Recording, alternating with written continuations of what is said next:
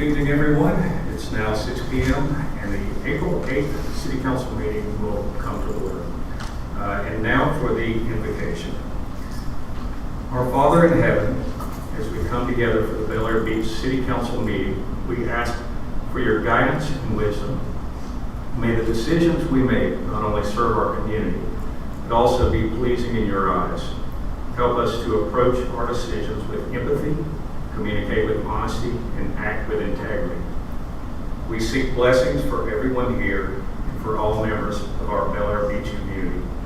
Lead us towards choices that ensure safety, health, and happiness for all, and inspire us to protect the natural beauty of our city for future generations.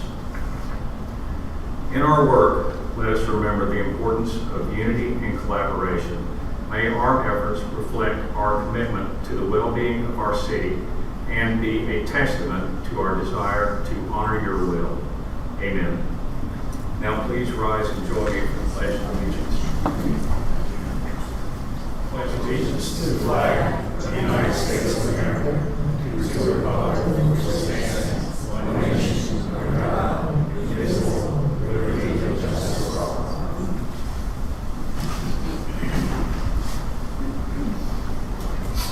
Ms. Rose, would you please call the roll? Councilmember Frank Bankert. Present. Councilmember Lloyd Roberts. Here. Councilmember Kim Shaw Elliott. Present. Mayor Dave Gaddis. Here. City Manager Kyle Riefler. Here. And City Attorney Randy Mora. Present. Thank you, Renee. All right, the first item on the agenda is swearing in of public officials. Will council members Baker and Elliott please join, well, Elliott can't, but please join City Attorney Mora below to be sworn in.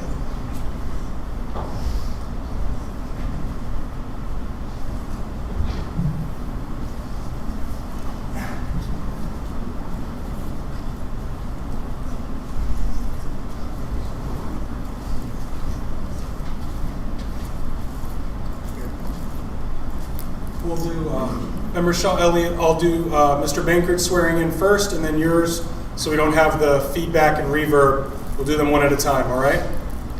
Very good. You raise your right hand. I state your name. I, Frank Bankert, Do solemnly swear do solemnly swear that I will support, honor, protect, and defend to support, honor, protect, and defend the Constitution and government of the United States the Constitution and government of the United States and of the state of Florida, and of the state of Florida, that I am duly qualified to hold office and I am duly qualified to hold office under the Constitution of the state under the Constitution of the state and under the Charter of the City of Bel Air Beach, and under the Charter of the City of Bel Air Beach, and that I will well and faithfully perform and I will well and faithfully perform the duties of council member the duties of council member, on which I am now about to enter. which I'm now about to enter. So help me God. So help me God. Congratulations, council member.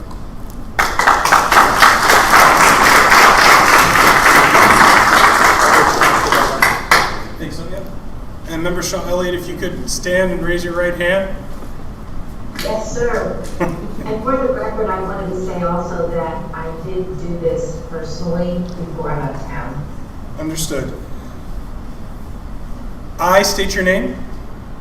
I, Kimberly Shaw Elliott. Do solemnly swear.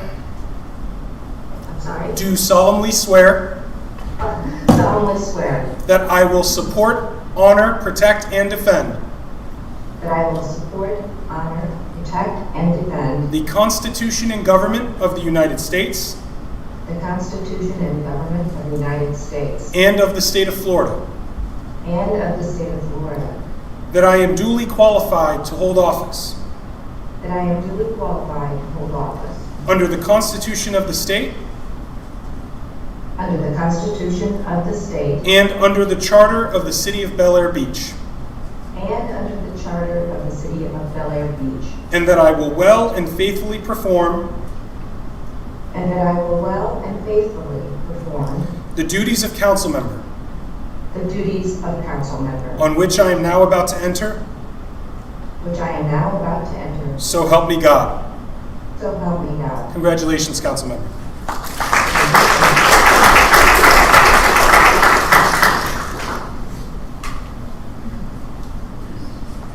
All right, now we're on to item 2, which is approval of the rest of the agenda. Do I have a motion to approve? Motion. Motion made by Frank Baker. Do I have a second? Second. Second. Second by Lloyd Roberts. All in favor? Aye. Any opposed? Aye.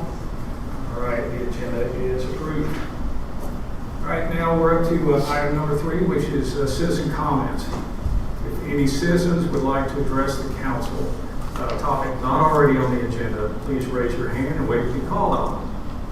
We ask that you limit your time to no more than 3 minutes, and remember to direct all questions and comments to council. If any council members would like to respond to citizen comments, please hold your responses until we reach the council comments. If the city manager or city attorney would like to respond, I ask that you hold your comments until we get to your designated report times. Would any citizen like to address the council about a topic not already on the agenda? Yes, ma'am. Please come up to the podium and give us your name and address.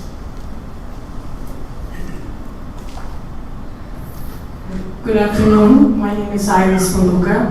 I'm the resident of the 110 First Street, Bel Air Beach since 2016. We used to live in Virginia. A retired lieutenant for Air Force, served for U.S. Army and Air Force in 80 degrees Albania. My husband is an active member. I have 2 girls. We moved from Virginia last year because this house used to be a vacation house. And since we bought, I'm a businesswoman as well, and an entrepreneur in real estate. So I have a lot of real estate properties and business in Largo. So I employ more than 10 employees every month. I do pay them, which is good for the city to grow the revenue, and it's better for the town. So we decided, with my husband is still commuting, I'm going to be moving here. Worked for Pinellas County Public School last year as a language arts teacher all the way down in Palm Harbor. And I have 2 teenagers, 17 and 15, and Marcy, which is my youngest one, all A students, a freshman in medical team at BHU. She's going to have her ride, if you don't mind, after I finish as well. So why I'm here today? First of all, I know it's only 3 minutes. I hope I'm going to get everything together, but there is a situation with my property. My property is the only property got flooded in August last year, and I reported that. But I got punished for that because I reported to Mr. Kyle and his attorney the real numbers. And I got punished for that because I overheaded 50% of the FEMA regulation, and it's only $14,000 difference.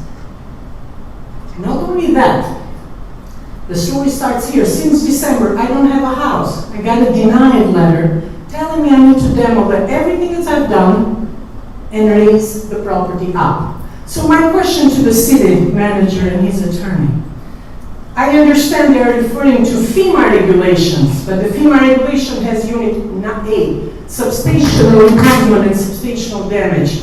They are exceptional because my daughter over there is suffering from mold, is suffering from the illnesses. And this city manager over there never cared to come and see the I'm going to conditions. have to interrupt you. You are not allowed to point out Okay, any particular that's person. fine, because you made me last month to not speak about that. And I don't have a house. You, sir, have a house, correct? You have your kids under the roof. I don't have a house right now.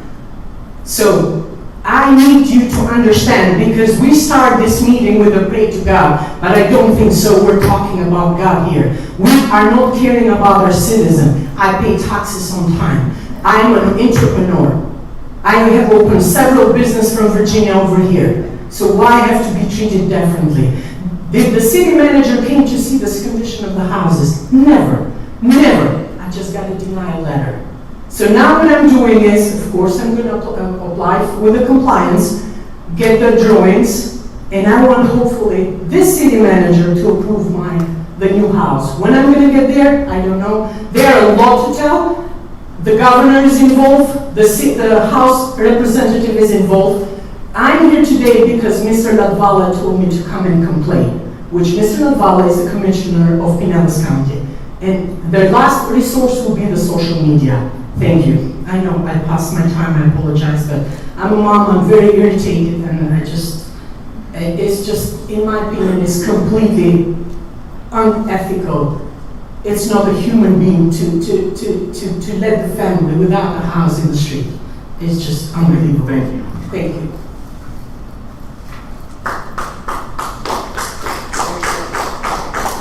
Would any other citizen like to comment here at this time? Yes, sir.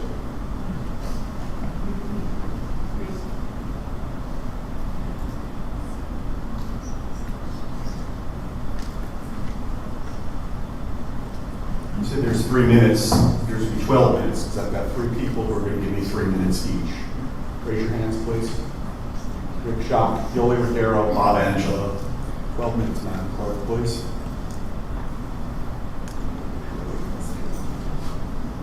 When you're ready.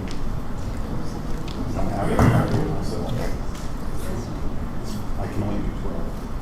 That's good, thank you. Okay, I've got it. You want me to time it? Okay. I'll start. Good evening, everyone. It's been a while since I've been here. Excuse me, can you give us your name? Joseph Manzo, Bel Air Beach, 7th Street, former mayor. You all know me. So, it's been a while since I've been here. August of 2022. Some of you have heard that I had some medical issues. Glad I'm standing in front of you. I'm healthy. I feel good. And I thank some of you for the prayers you offered. Really appreciate that. So why am I here? I'm here because I was at Bel Air Shore a little while ago. This letter, addressed to Randall Mora, dated March 21st, 2024. How many of you have it? Oh, you don't show me your hands. I'll bet none of you have it. Why don't you have it? I want to know.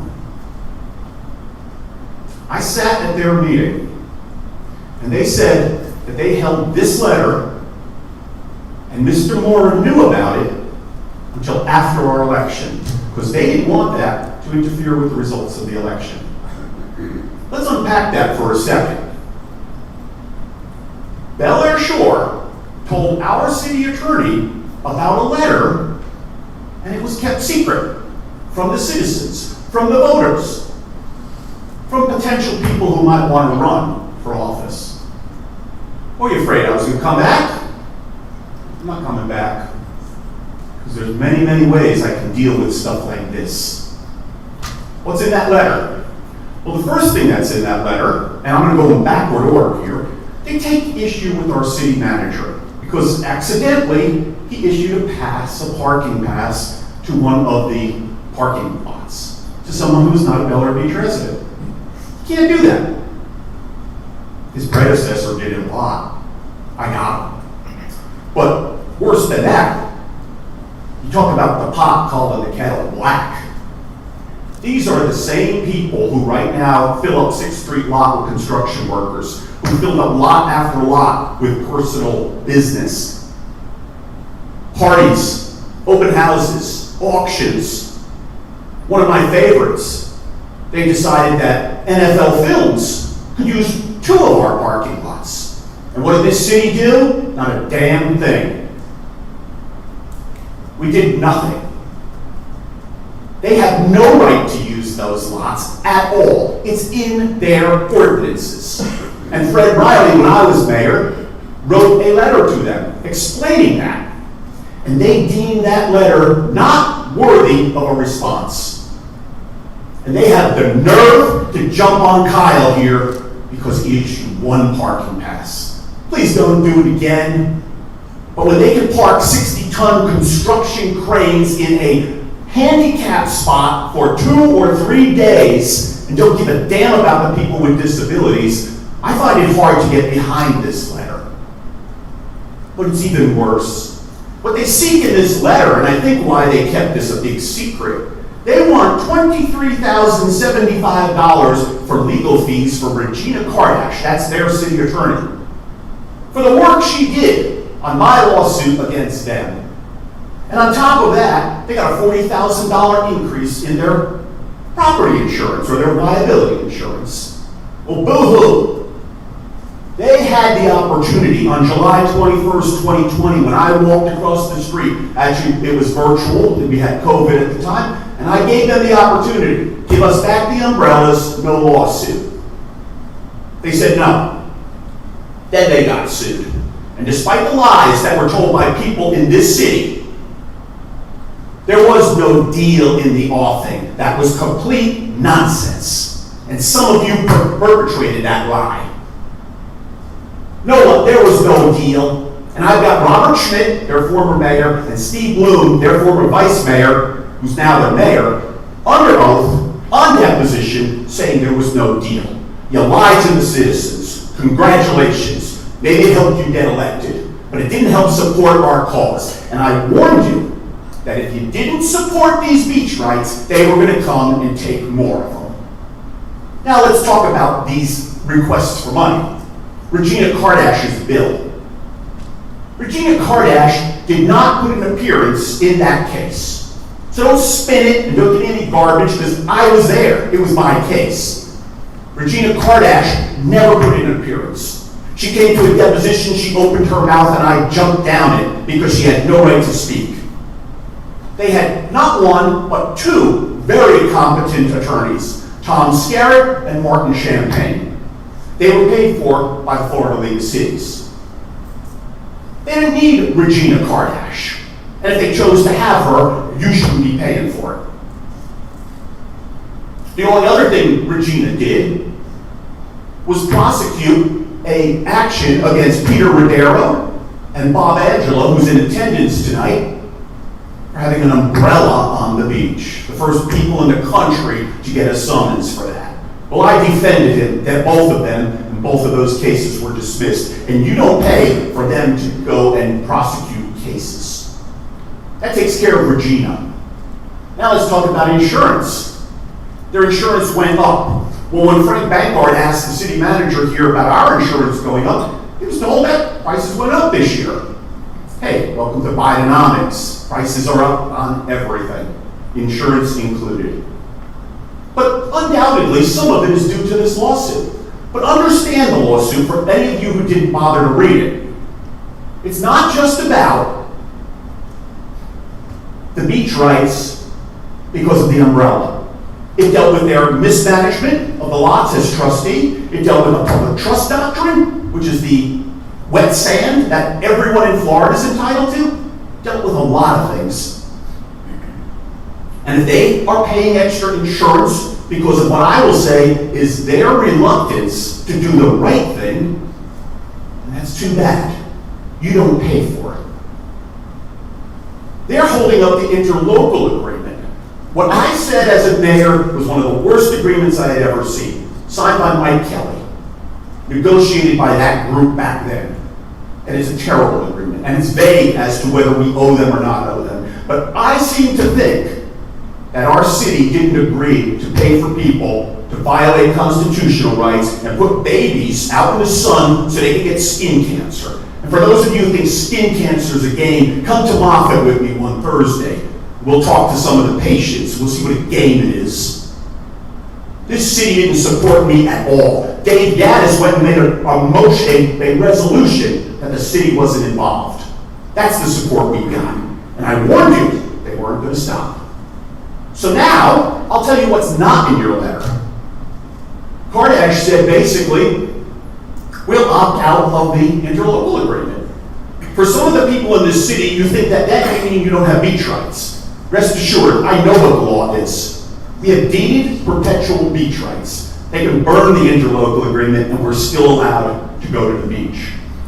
The interlocal agreement deals with how lots are managed. Basically says Bel Air Beach is going to maintain them, issue parking passes, and I believe we were responsible for patrol.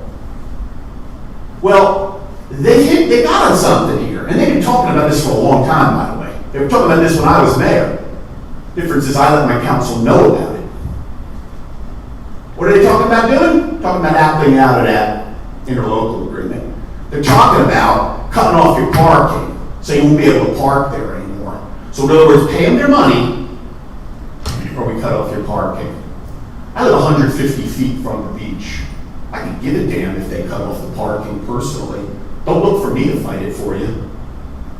We have plenty of lawyers and wannabe lawyers in this city who knew everything about this, so get ready to fight it yourself. But here's my problem. If you send them this money, okay, we're not in a position where this is the end of this. This insurance bill has went up permanently. It's not going down.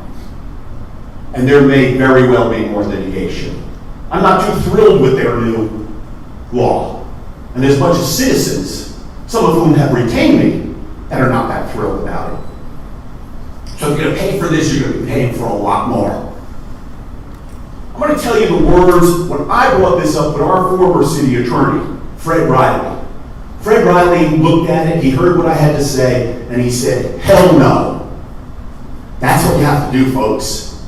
You need to go back to Bel Air Beach, the people that you told you loved, the people that want to trample our beach rights. And you need to tell them, hell no, we're not paying this. And you want to opt out of the interlocal agreement? Good. You maintain the lots, and you do everything else. And if it means they shut off parking, then maybe somebody will defend that. Maybe they can do it, and maybe they can't do it. This is never going to end. And I'm getting sick and tired of coming here begging this council. So you look at this and you say, we'll do whatever we want. That's what I heard last time. We won the election, we'll do whatever you want. Well, just remember, I can do whatever I want to. I urge you to tell them not just no, you tell them hell no. Thank you.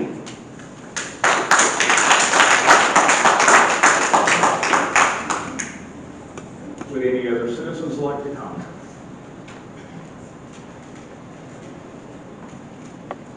Did I see a hand go up? Yes.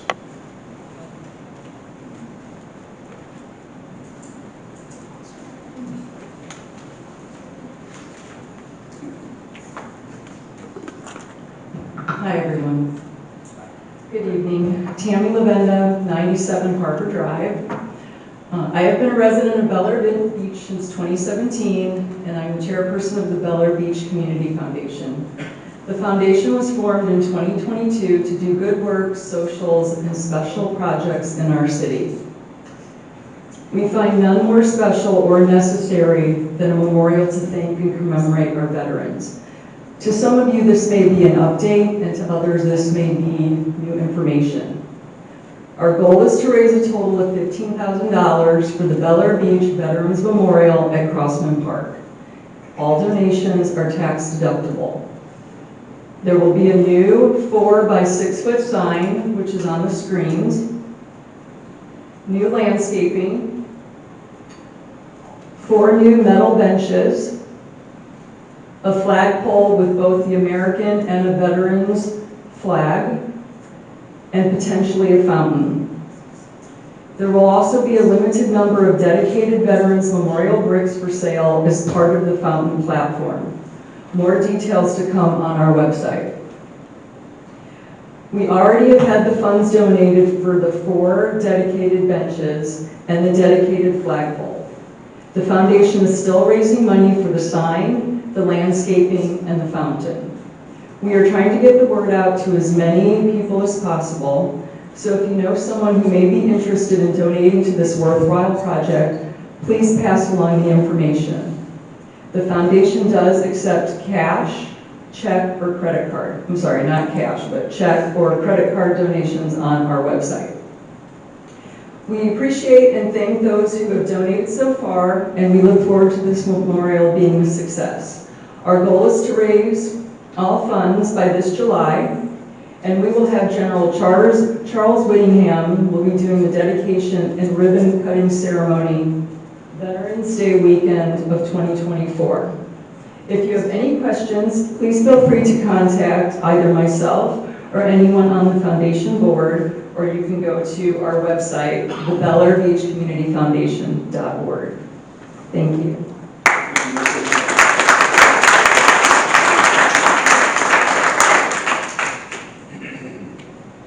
Any other citizen comments? Yes. I can't see you, but please come up.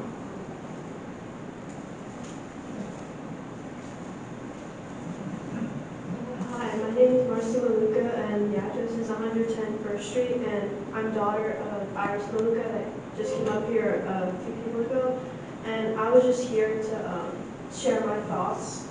We moved here around 2 years ago from Virginia, and we were living in 110 First Street, and I would wake up with runny nose every single day, a sore throat every day. I could barely get out of bed. It felt like my muscles wouldn't work. I just had terrible pain all over my body.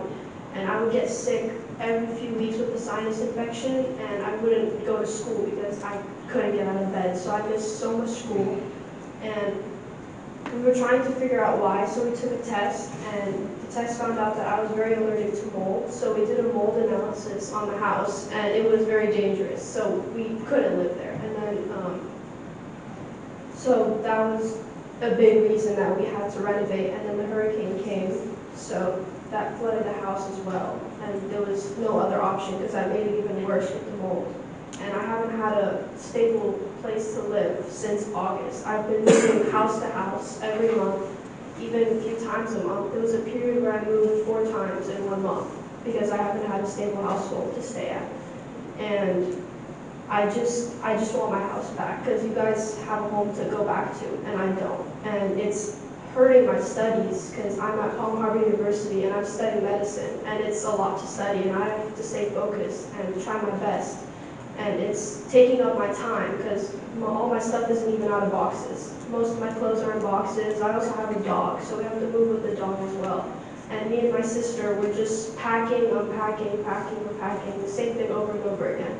And I just need the house to be done and to go forward with the renovations so that I could actually have a stable house to live in and focus on my school like I'm supposed to. Thank you. Thank you.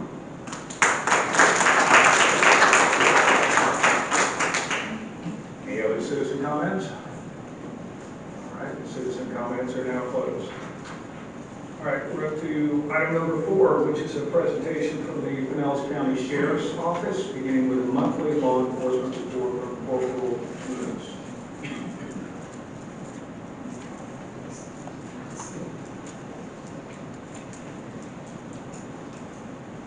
Council, I apologize. The corporal had to step out for a stab and that's turning into a homicide, so please forgive him for that.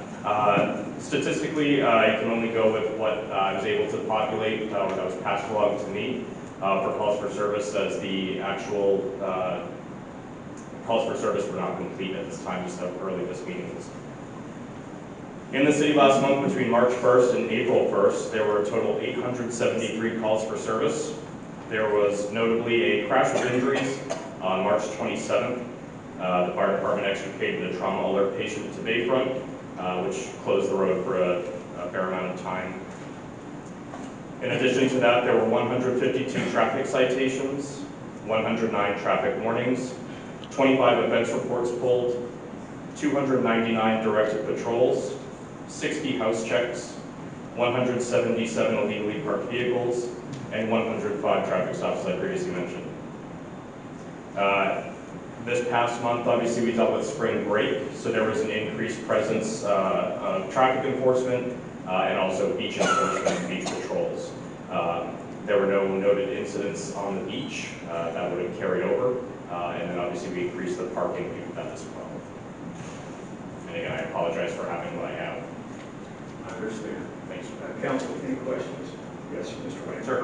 You're not going to be, our code enforcement officers are going to be present tonight? I have not seen him. It'd be Deputy Trump, and I've not seen him here at all. And I don't have that authority. I apologize. Okay, well, maybe you can answer me a general question. Sure. On the beaches from 1st Street to 19th Street, which were Ballard Shores, I've gotten now 2 complaints from residents sitting on the beach. One was lying on a towel, was told to move by a deputy.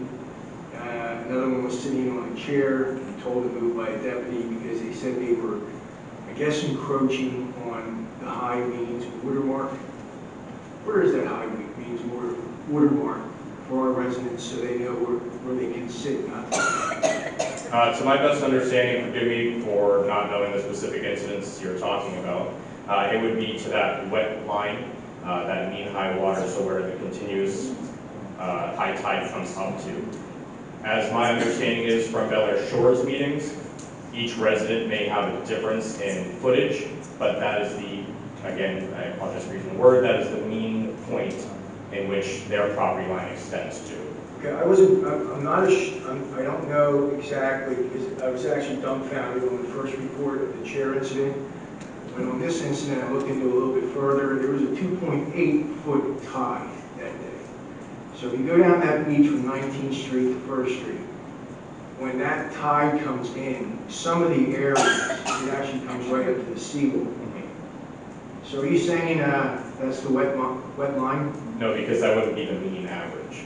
Mean would be the average, so that's not the mean. Just because it's high that day for a sea swell or another issue, you know, if you have a storm coming through. I did a beach patrol the other night and I could barely get the side-by-side through the beach just with how high it was with that storm set that had come through. So it's just an average based on full data. I don't want to speak to the actual numbers, but it would be the collection and the total averages that come through. They do their calculations, well above my pay grade, of course. That's up to the surveyors and people who get paid money for it. But they're the ones who would determine that mean high water line. So again, just because it's past that point at one point, doesn't necessarily mean that's the total amount. Okay, so it would be an average mark, and we've lost so much beach over the last 5 years. That's another unclear. Correct. You know what I'm saying? I completely understand that. And the other point I want to make, it's been discussed here on the record that these are supposed to be complaint driven, and both times I don't think it was a complaint driven, is what I'm saying. And again, without knowing the specific instances, I can't speak to that. Oftentimes, when the deputy's out on patrol or they're made aware of an instance, they're not going to let that person know that this is a complaint-driven matter. They may just have the information about it. They see said events, right? If I got a complaint that there's a dog on the beach or on the Bel Air shore side, that there's a bicycle on the beach, I mean, I'll let somebody know, hey, listen, we received a complaint. I'm just going to address the matter with them because it would be the same enforcement type of action. And to conclude, I think you were the deputy. I was closing the gate one night. You were on the gator. Probably, if it was nighttime, yep. Thank that man right there for fixing the wheels. I was going to say that I've noticed a stark improvement on at least 2 of those gates. Okay, thank you. Thank you, sir. Any other questions or comments? No? Ms. Elliott, do you have any questions? No, thank you. All right. Thank you, Deputy. Mr. Riefler, would you mind giving the code enforcement report, please? Yes, sir. So yes, Deputy Trump was not able to make it today. He just came back from vacation. He was unaware of the rescheduling of the meeting. But just a quick overview. We're still, most of our code enforcement cases are dealing with the unpermitted remodels and other construction work without permits. But recently, with the warm weather coming in, the growing season has started to pick up, and we've been focusing on getting the notices out for the properties with the weeds and the high grass. So far, I think we've done about 5 notices of violation, and to this point, they've all came into compliance, but we're going to stay on that. Council? Yes, Mr. Roberts. So Kyle, on the very last page, it talks about the plant overgrowth obstructing, which is on 107 on 21st Street. So I have seen that house before. Is there anybody living there? Currently, there isn't anyone living there. The owner is unable to get to the residence. We do have, obviously, fines in place. We were hoping that would move things along to get the property taken care of. Right now, they're just accumulating. Is there anything, and maybe Mr. Moore, this would fall into your area, can the city actually go in and do the cleaning and backbill that to the owner, as opposed to just letting it stay in the state it's in, which is horrible? Not knowing more of the particular property in each instance, cities do have the ability to abate certain kinds of nuisances or overgrowth and things like that. But the entry on private property is not a remedy we exercise quickly. We wish to first seek compliance through the owner, whatever property owner is at issue. Okay. Very good, thanks. Any other questions? No. Thank you, Mr. Riefler. I appreciate it. Thank you. All right. Now we're up to item number 5, which is a presentation from the Pinellas Suncoast Fire and Rescue District. Is Chief Davidson here tonight? He is not, but he was supposed to send someone in his place. Okay, and who would that be? Don't they show it? I don't see anyone. All right. Well, we will move on then. Now we're up to item 6. This is a presentation concerning FEMA look-back period. It's presented by Sean Hayden, who's a student at St. Petersburg College. Did he make it? Yep, there he is. How you doing, Sean? Doing well, thank you. Nice to see you again.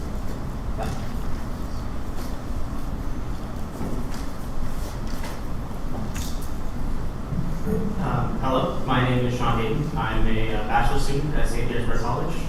My program is Public Policy Administration. And for my capstone, I came to work on a pros and cons for Bel Air Beach's 5-year look-back period.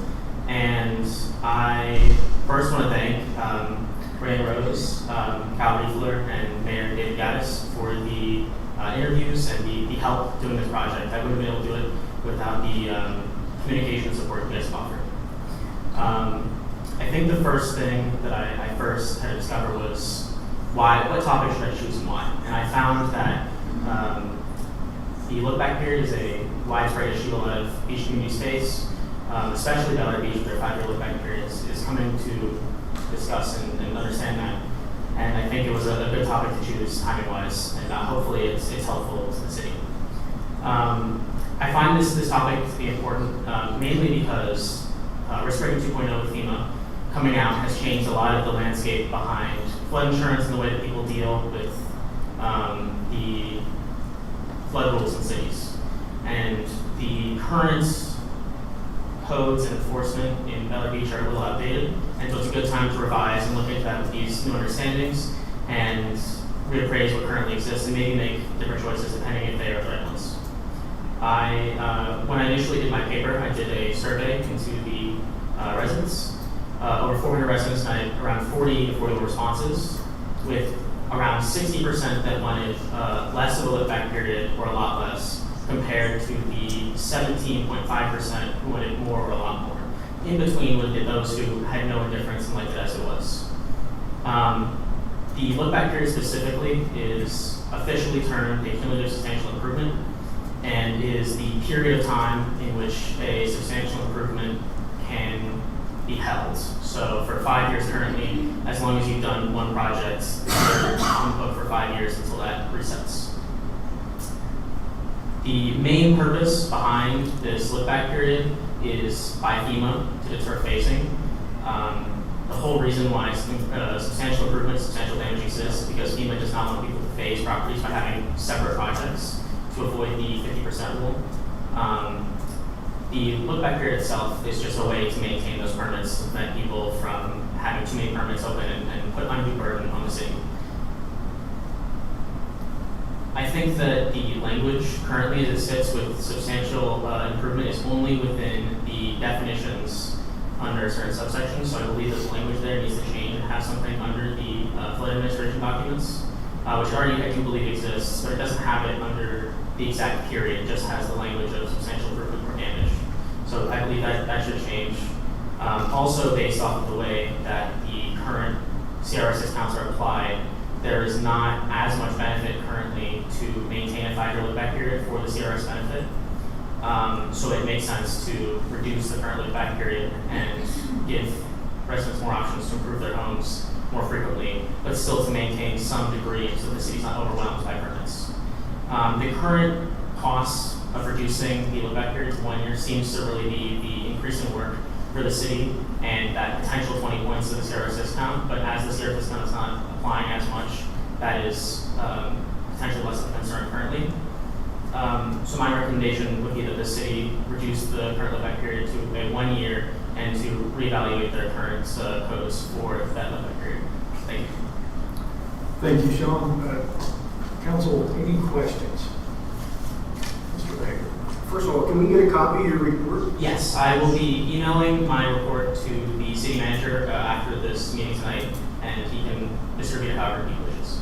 And I'm not sure if you were in the room or not when the resident got up and spoke about Yes, substantial damage to a property. her catastrophe of $14,000 being told to tear her house down. Yes, so that does not have anything to do with the city, unfortunately. The city is yes. not, I'm not bringing the city into this at all. This is Yes, a sir. thing of that 50% rule. Yes. And a lot of people are under the assumption that, well, my house is worth $1 million. Okay, that's not the way FEMA calculates it. No, It's the it's just structure of the value. house. Yeah. Okay, so it could only be worth $200,000, $300,000. You have $150,000 worth of damage, or as you noted, windows in last year, the year before you put the roof on, you may have already exceeded $100,000 in repairs. Yes, oftentimes with the cumulative substantial improvement, people are unaware of the look-back period as it is, exactly when it is, and the terms behind it. When I spoke to the city manager, he talked about the process, about there's different forms and things that present by the city to try and make that awareness more widespread. But even from my understanding, it's a complicated topic, and so I can understand from residents' viewpoint how they can confuse that. There are oftentimes improvements, or if you buy a home, because it continues for ownership, where people end up with holding the bag, so to speak, where they don't have as much improvement to their property. So that can be an issue, yes. And fortunately, this council, I was hoping it was going to be on this agenda, we're going to expedite at the last work session because we're redoing all our code, but we're coming into a storm season right now. Mm-hmm. So it's important that we reduce that from 5 years to 1 year or even less. And I believe all the council's in agreement with that right now. But I really appreciate you looking into this. And you understand FEMA 2.0 NFIP is under suit by about 14 states right now. Yeah, it is very confusing, and a lot of people are coming to discover different issues and interactions with it because I find a lot of cities don't fully understand because until they've gotten into the issues, they discover a problem and they say, okay, let's work through this, and it requires a lot of effort to get the full picture. I spent about 3 or 4 months working on my project, and even now I don't fully understand the picture. I have what best I can to represent Bel Air Beach and the city and communities around it, and for the topic specifically. But even speaking with the floodplain manager, that it's not as easy and clear-cut as it is. It takes a lot of research understanding to come to a proper understanding of the topic. And I've gone from Washington to all these underwriters to show me these supposed discounts because 2.0 states clearly take your elevation, standard, substandard grade, and you're supposed to get a discount for every foot over that.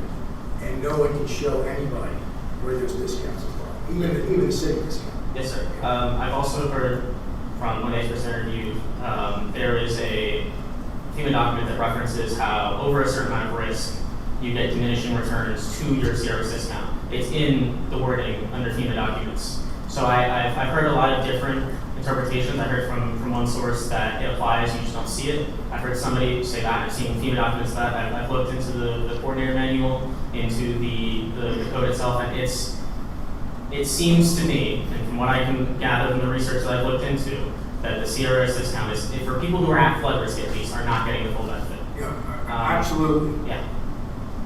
Thank you so much. Anybody else? Any other questions? Yes. Yes, sir. Have you completed the project? Yes, I've completed the paper. Okay. Have you submitted it? I have submitted my paper. Did you receive a grade? Not yet. Part of my grade is submitting to the city council. So by the end of this week, I'll be presenting to my school board, and then I will find out whether I pass or not. I think they give me a week or two before I get the official grade. Well, best of luck. Thank you. Sean, I'd like to thank you for coming out and speaking tonight. I'd also like to thank you for distributing the survey. Yes, sir. Whenever I saw it, I wasn't really sure what I was looking at. And so I started completing it, and then I stopped. And I started doing my own homework. And that's whenever I realized, not everybody's like we are. Treasure Island doesn't even have a look back. Indian Rocks has a 1-year look back. And then you and I met, and we both kind of had similar questions. And eventually I brought it back to the council. said, why are we doing this? I asked the city manager, why are we doing this? And no one really knew. And maybe in the past it made sense, but now I agree with you 100%. I think a zero look back may not be in our best interest, but I certainly agree with 1 year, and I believe the rest of the council members agree also. So I would like to applaud you for your efforts and your project. And I hope you get an A. All right? So Tuesday.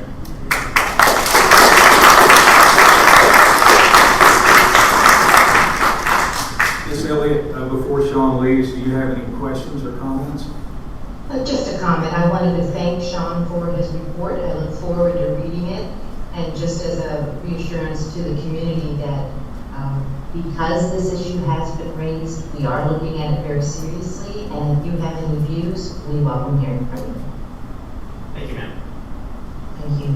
Thank you the very city much. for your time. Thank you. All right, we are now up to the quarterly board reports. I should actually just say reports because the only board that's presenting this quarter is Park and Recreation.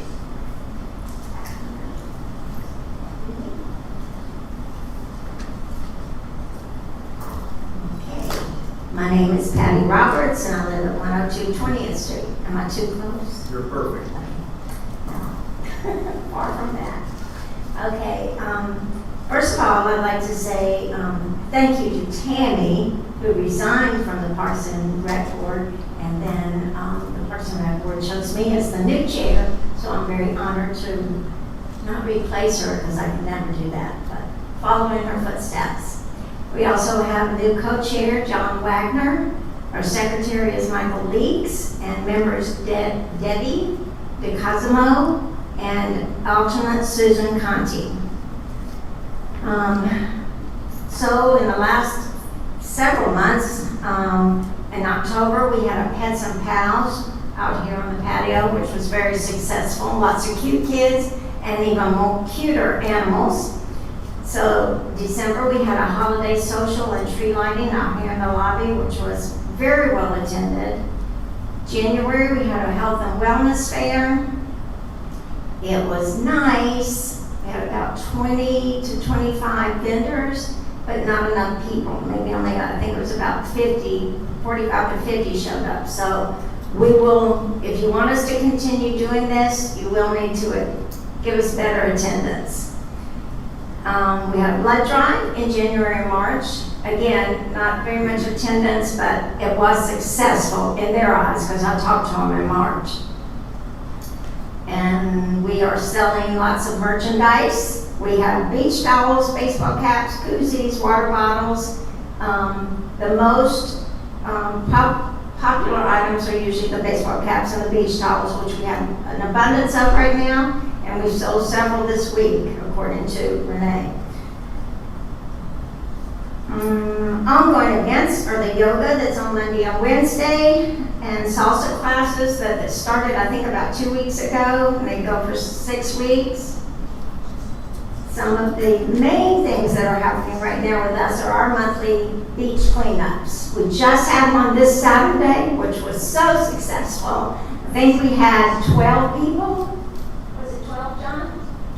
12 people, and for the past 3 months we've had 4, maybe 5.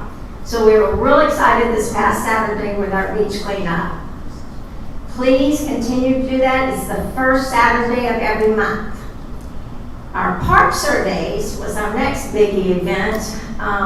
Between the 5 of us, we divided up the 18 to 20 parks or places here in our beautiful little town. And we go out with a form that has about 6 categories on it, and we look at, walk through, touch, feel, all throughout the parks and make our recommendations or our positive comments about our parks. So we had some really positive comments this time because we did it a little less than a year ago, and there were several things that needed to be looked at and maybe repaired, and I'd say 90% of them have been taken care of, and the parks looked beautiful. If you haven't been to Morgan Park lately, you should go. You should go. They've done a lot of changes there. It's really pretty.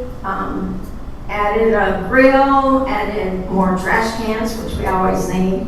Rearranged the benches and the picnic tables and the biggie. They painted the bathroom.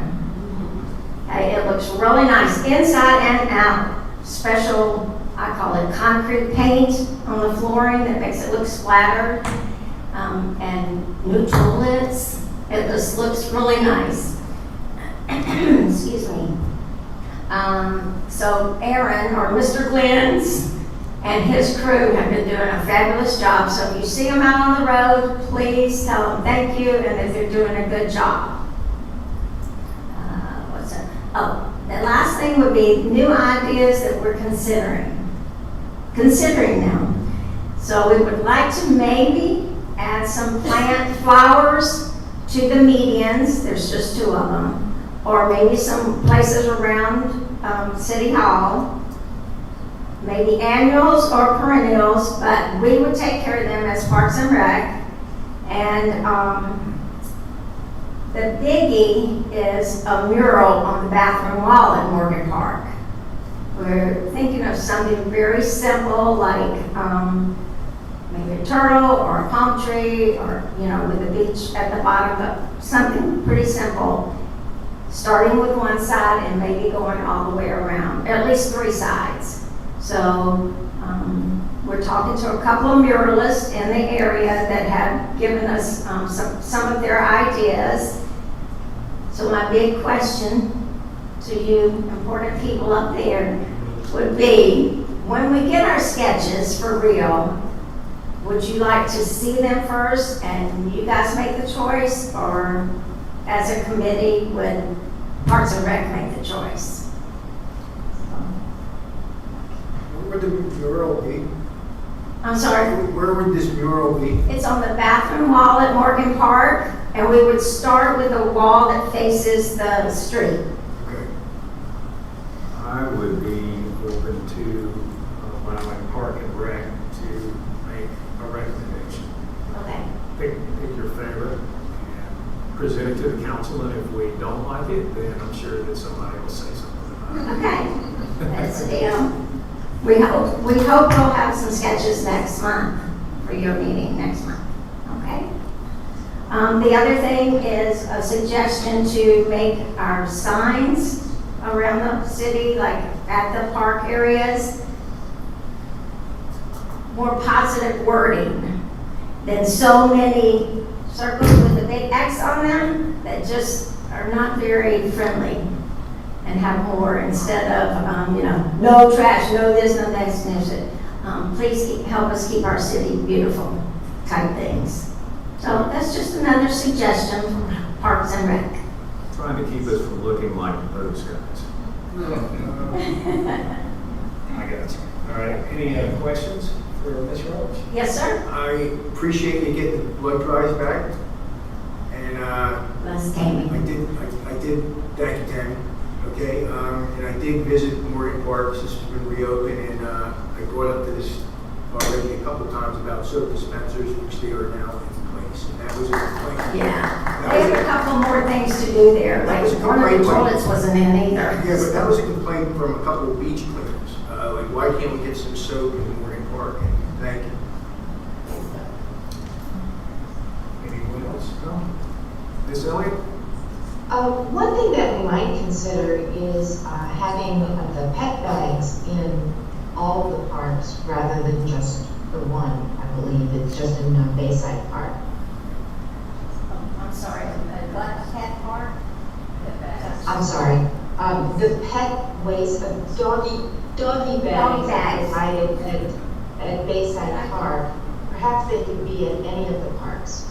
Okay, thank you. Any other questions or comments? No? All right, thank you, Ms. Roberts. Thank you.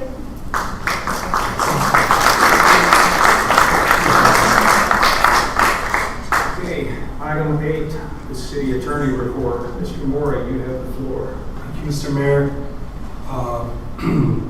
First, I'd like to mention again, the legislative session ended March 8th. So a month ago today, we provided you some legal updates on some of the more significant changes that we're monitoring. I say monitoring because the governor has not yet received some of the more significant legislation, such as the building permitting, some of the building permitting timeline changes, and some other relevant changes that still sit before or await getting before the governor for final execution. We will of course keep you apprised of that. You should have also received a legal memo providing you some analysis concerning recent Supreme Court jurisprudence on the use of social media by public officials.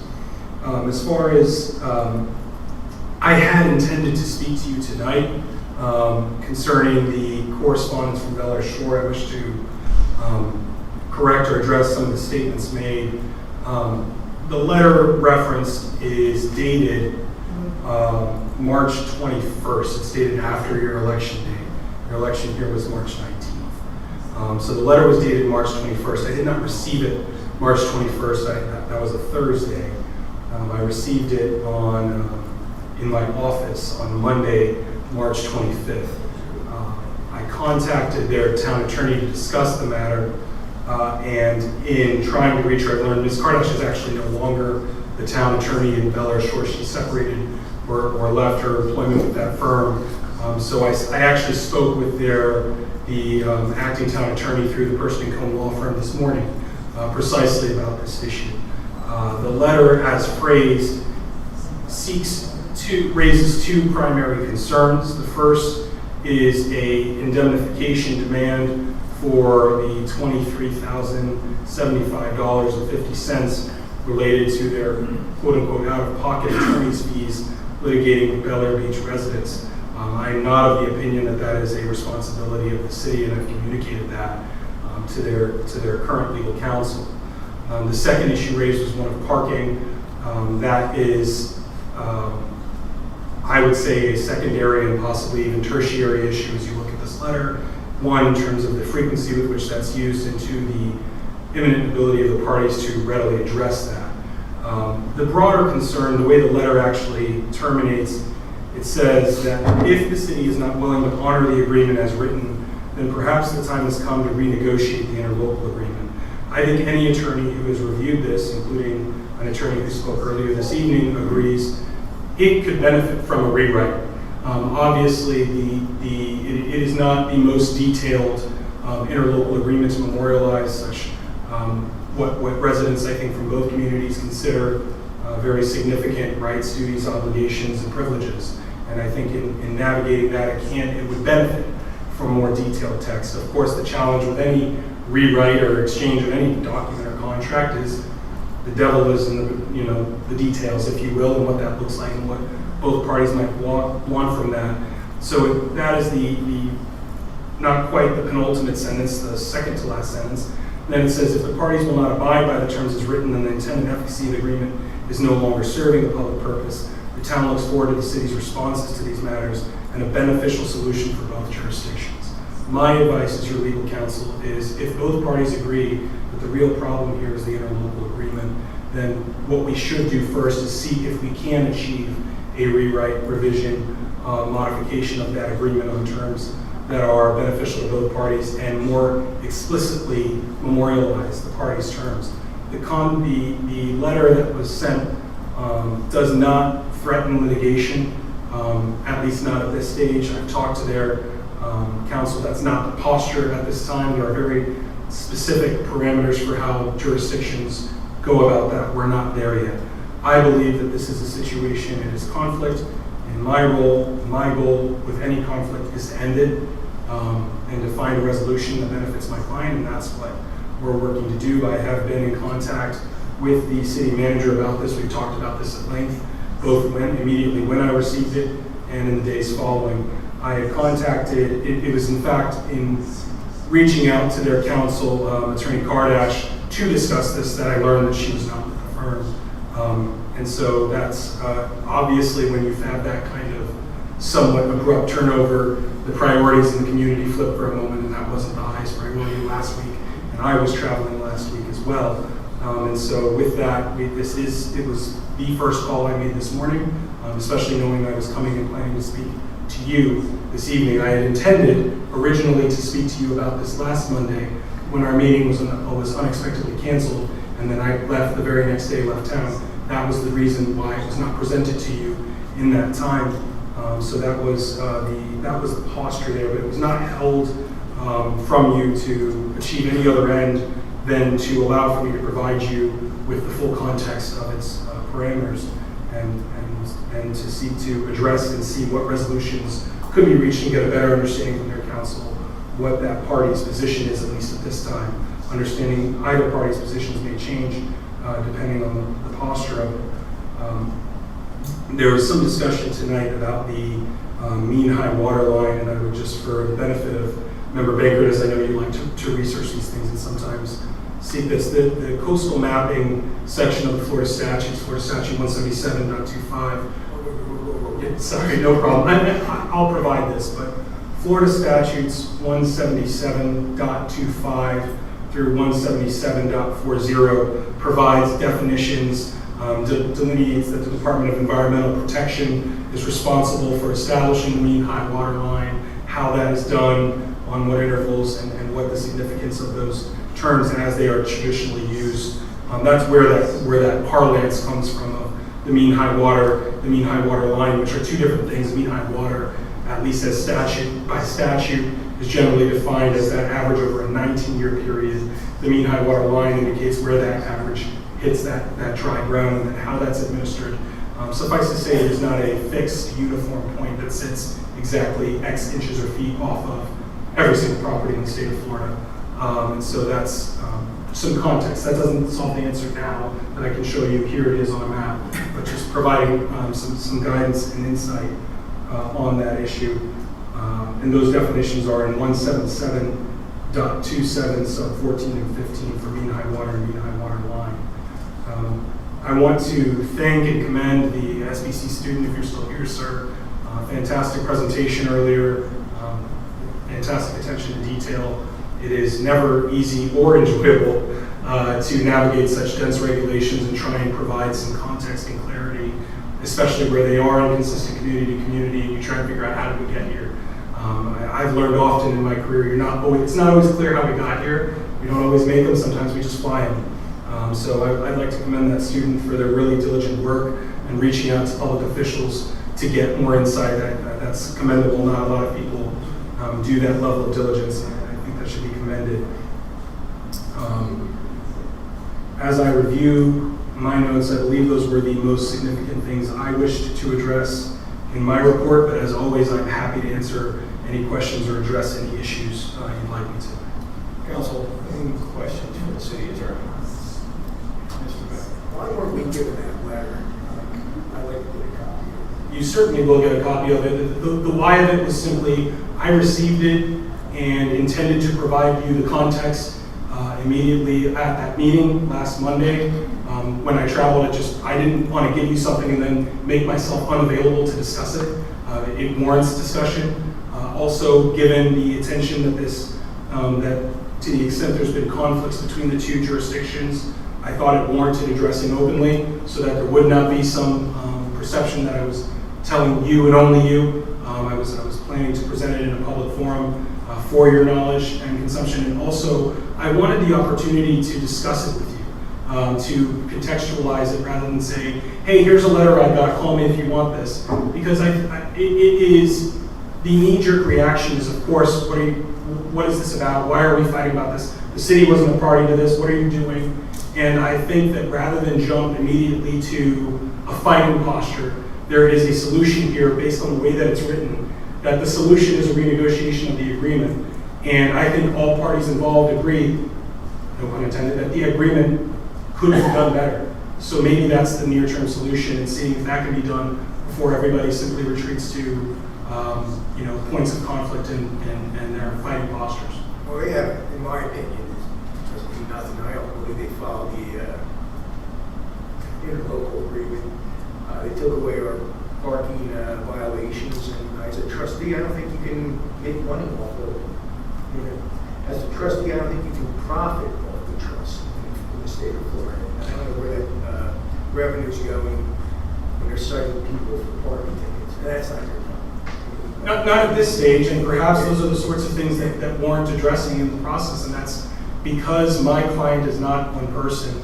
I serve a board. I would not want to go to them having spoken individually to each of you without you also having the benefit of that discourse with each other, which is the other reason I wanted to present it publicly, because if any one of you simply told me your position and said, well, you know, what of it? I said, well, I work for the majority of this body, and forgive me, Member Shaw Elliott, as I'm not making eye contact with you through this platform, but I work for all of you, and I wanted to make sure all of you had the opportunity to receive the information, discuss it with each other if you desire. But at this stage, my intention is to make contact with their current attorney, and I've already done that today, and I committed to him that once I'd spoke with my client this evening, I'd be in a better position to see if my suggested course of action is what my client wanted, so that we could explore solutions from there. Who's your current attorney?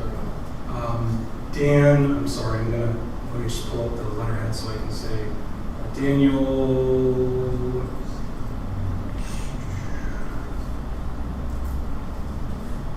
there it is. Daniel Lewis is the attorney from the Person & Cohen law firm who's presently filling in. I will say, just as a professional courtesy to Mr. Lewis, as you might imagine, when one of your colleagues suddenly departs, who's serving multiple municipal clients, he is drinking from several fire hoses.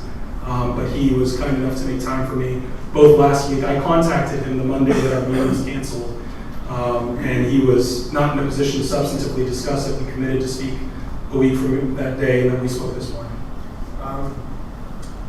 When we're talking about the high means watermark, you're right about the 19-year average. Yes, it's in the statute. Frequent beachgoer. I know at least twice, I've been told 4 times. I see them right after Dahlia. They guys go out and survey. But this last time, I've actually seen guys who survey going on the properties about our schools for better reasons. And I go up and talk to them. I said, "Why? What are you doing?" You know, I know they're surveying. They go lay it out. What are you doing with the data? We give it to the county. All right, and that's all I get. But they always say, "But you're losing more and more and more each time." So I wrote to all the county commissioners today about this problem and giving me some kind of a definition of where this high means watermark is in the 19-year survey. Because where do we sit and lie on the beach anymore if you live between 1st and 19th Street and Bel Air Beach? I go down the highway, I cross the yellow line, I get cited for that, but I know there's a line there telling me to stay here. All right? So this is a real quagmire. Mr. Bacon, if you need that answer, you should call Kelly Lee. She's got back to me there, and I Speak to her about it, and the county commission's they're not gonna answer your questions because they don't know the answers. Well, and they give it usually to Kelly, and then I really don't get an answer from her either. Yes, direct. And in addition to the county, it may be that the Department of Environmental Protection or its regional outpost here locally might be in a position as well. I'm happy to look into the issue in a broader sense to see if there's just a map. But the fact is that it is, because it is a point based on an average over time, it is a fixed point that can and does change. And so that I can understand the challenge and frustration there. I don't administer it, I'm just explaining it.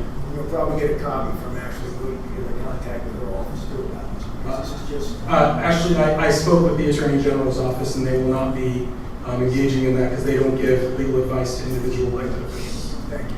Ms. Mora, where do you think the direction of their new attorney?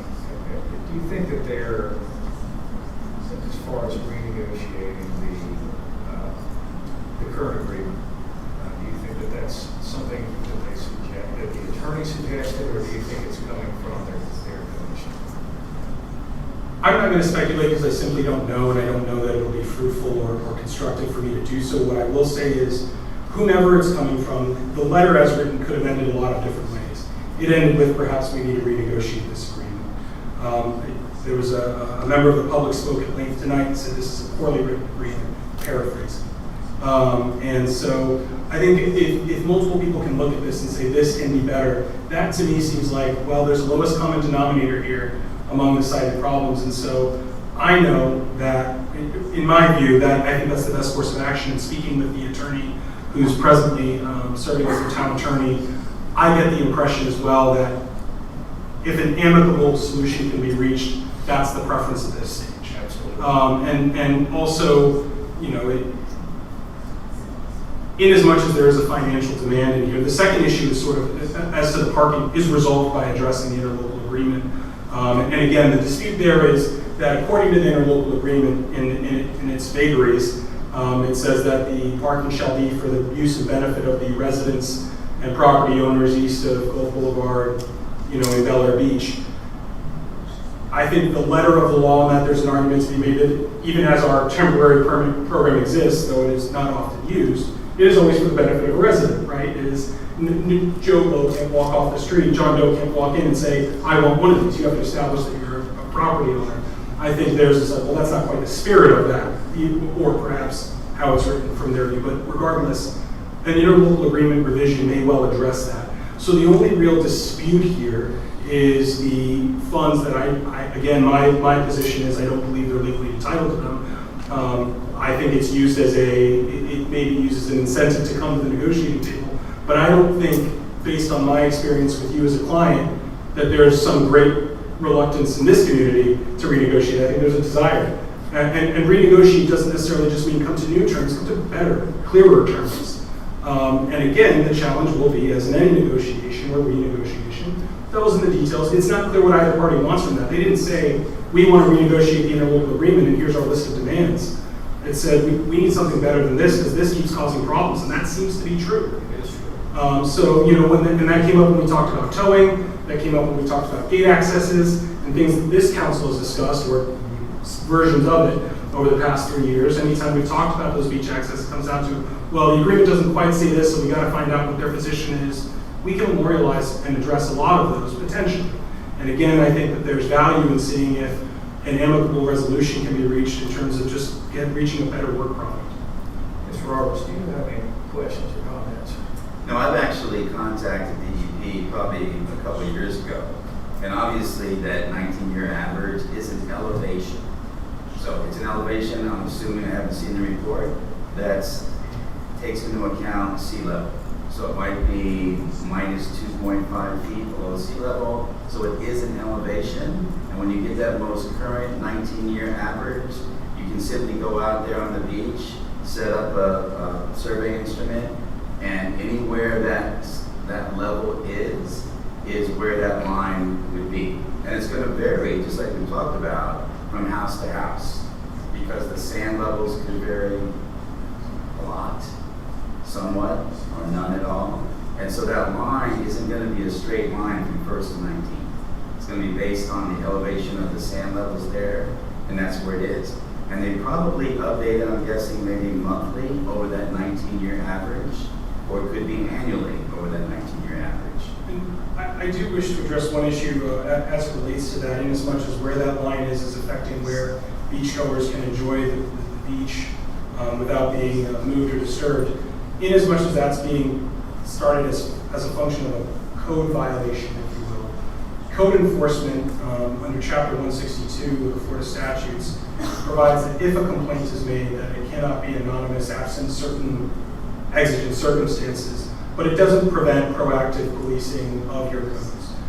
You're not limited to enforcing your codes only when a complaint is made. You can proactively go through your community and say, we didn't receive a complaint, this was done on a proactive basis. And that's true whether it's tall grass or those things. So I just, in as much as that's a concern, I do want to make sure that's clear.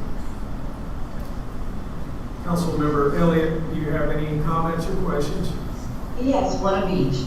And I just wanted to thank our City Attorney Mora for his professionalism throughout this whole process. And we know that you represent us very diligently and in a very respectful way. And so I, for one, remain very, very confident in your representation of us and look forward to hearing more about these issues. I do have a question about the result of the election, and that concerns the section 2.07 regarding meetings.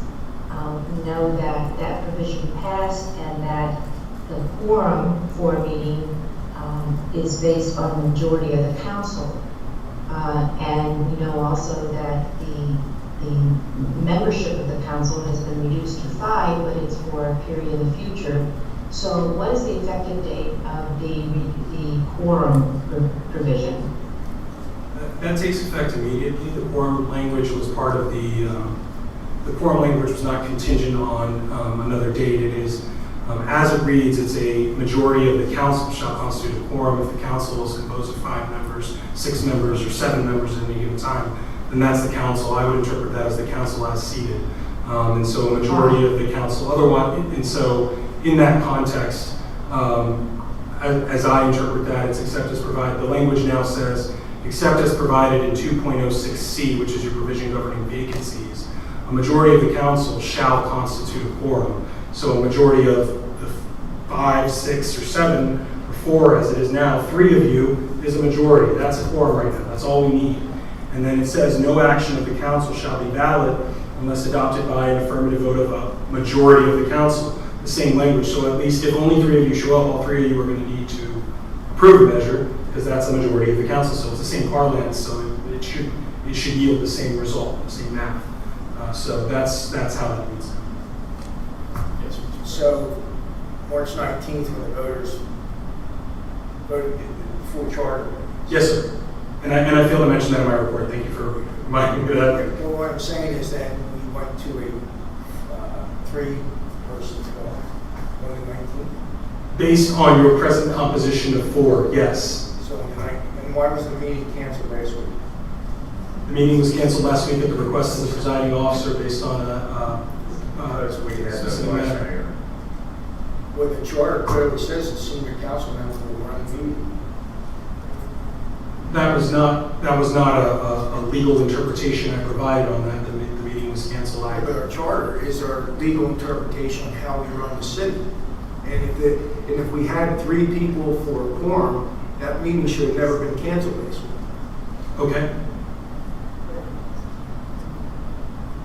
I don't know why we have a charter. If we're not going to follow the charter, then why have it?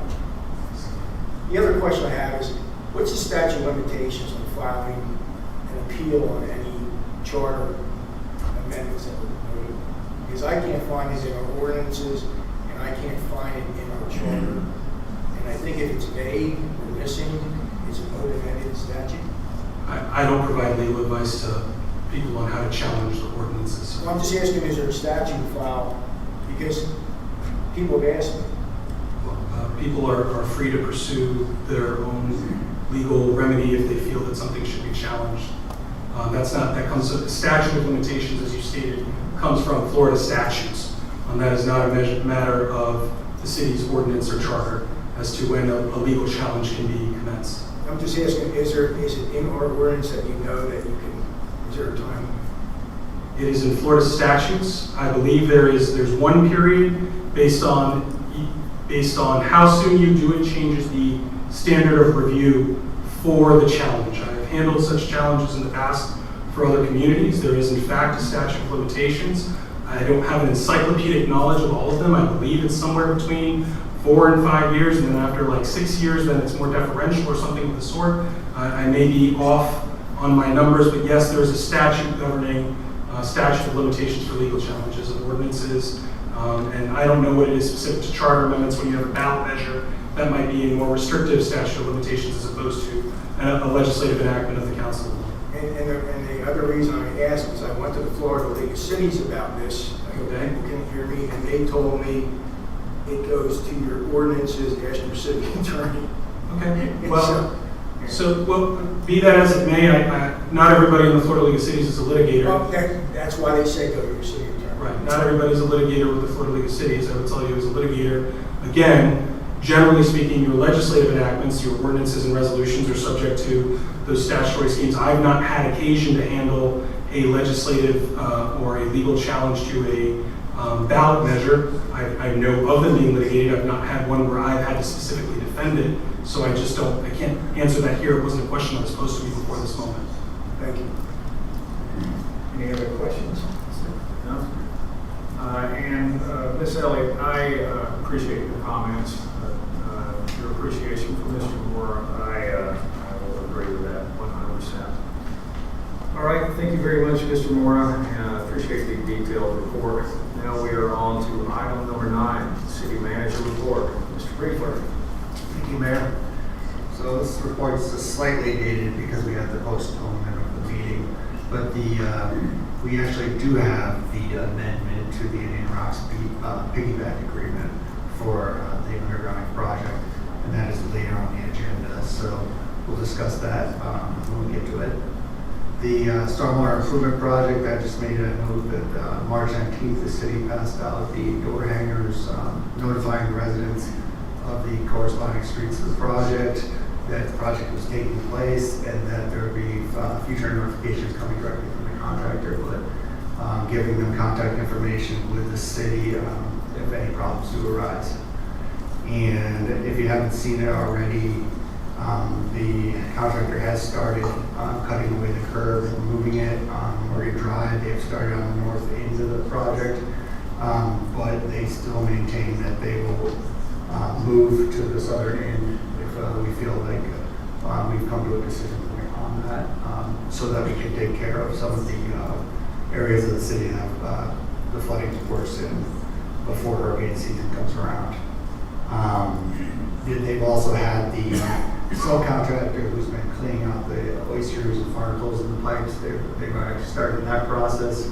And then once they get the cleaning done, they should move forward to the cure place pipe, which I think is important to get done because it's to fix the pipes that we know that have weaknesses in infiltration. And the code project for our next work session, which is going to be on April 22nd, we are going to cover the remaining chapters. So that's going to be 70, 74, 78, 82, 86, and 90. We're actually going to incorporate the infamous sign ordinance in that work session as well. So Mr. Sermon is prepared for that, and we will be passing out the outlines and full chapters for your review. And lastly, the RFP for auditing services. I have on here April 4th that the audit committee was going to meet. That got delayed due to the appointment of the committee members. So our new date is set for April 16th, next week. And at that meeting, we will be reviewing the RFP that's going to go out shortly after, and their review of the audit itself. And it will be presented in the opening meeting. And then just as a note, I am going to be out of the office April 23rd through the 26th to go to the Florida Floodplain Management Conference. But I will be available via email, cell phone, and working. That's all I have. I do have just a question right quick concerning the documentation you sent out today. I believe it was the results of the survey concerning pumps and stormwater drainage. Would you like to just kind of briefly touch on that? So I've been kind of queuing the city engineer, Larry Flutie, to get us the report that we've been asking for. At the recommendation of the pump manufacturer, they came up with a double pump design. So we started with a design that incorporated 2 pumps in case one pump is not working correctly, the system still works. Based on the numbers, it's a pricier project for that reason. And it also involves, we're going to have to use structures that are cast in place concrete because they have to be designed to fit the pumps. One of the options in talking to the engineer was, I'm asking is there a way we can run a whole one pump system and try to reduce the cost of the project? And that is in his memo that I sent as well, what he was explaining. So he gave us the cost estimates for this 2-pump system for 2 locations, which is 9th Street and then the 7th 8th Street area. And both those projects can be done independent, but I just wanted to make sure we incorporated both areas. But what he is going to do now is try to fit a 1 pump into to a precast structure to make the project simpler, to try to reduce that cost. So that is what we're waiting for, but I wanted to get the report out that he has currently, just so he has some numbers and something to look at. And also, you know, to send me questions so I can get that information back and forth as much as possible, because we do have a lot of residents that are concerned about when we're going to make this decision, and they want to have the stormwater project improvements from what we're currently doing down on 9th Street and Cedar. Very good. All right. Questions from the council? Yes, sir. Kyle, that's great news. The stormwater improvement projects have started. Barring any act of gods that are God, is there any timetable the contractor has estimated? I know we're not going to hold the feet to the fire from the start to the finish. I mean, there's optimistic talk of 6 months, but I can't commit. I mean, anything can happen. Right. Correct. Thank you. Any other questions or comments for the city manager? Yes, I have several. Thank you, Mr. Manager, for confirming that the contractor is prepared to move south when the conditions require that. Obviously, those of us that are south of the causeway have a great deal of concern about the impending storm season, and we want to be prepared for that as quickly as possible.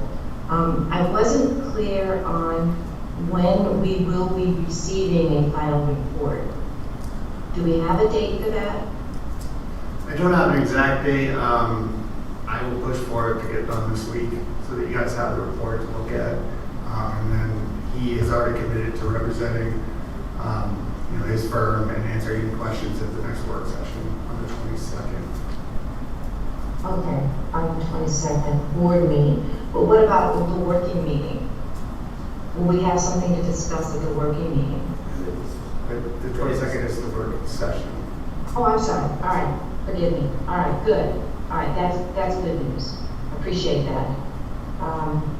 And then with regard to the code review, just wanted to emphasize Chapter 86 regarding signs is the one where I think we had a lot of concern, and which is interesting because we don't have a lot of signs here in our town. But we talked about it before, and at least my comment before was that let's look for ways that we can simplify it so that we have something that is easily communicated should someone come to the front desk and say, I'd like to get permit for a sign. We have something that's easy to communicate to them for what those rules are. So that would be my comment about that as we ready for that meeting. And I think when we looked at it before, we talked about getting some revisions to that ordinance rather than the one that was most recently proposed. Does our city attorney have any view on that? Thank you, Member Charlotte. I will first address the point you weren't asking me that I failed to address in my report, which is to say there was some discussion about the one-year look-back period being prioritized. I advised you at our last meeting that that would be put before the Planning and Zoning Board before it went to you. That already has been, that board is meeting on Wednesday, and we have, subject to the body appointing members tonight, and that ordinance is one of the things they'll be looking at Wednesday's meeting.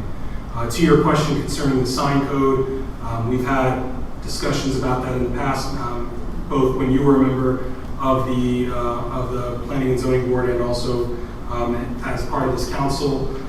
As far as simplifying it, that can be done. In each instance, I've asked for specific guidance, but beyond, I just want it clearer. And I only say that because, while it may seem simple to some, this change is being made in response to Supreme Court jurisprudence. That Supreme Court opinion does not have a majority opinion, it has a series of plurality opinions. Its progeny since then has made some clarity, but what we've provided you, the simple instruction was we need to fix our sign code.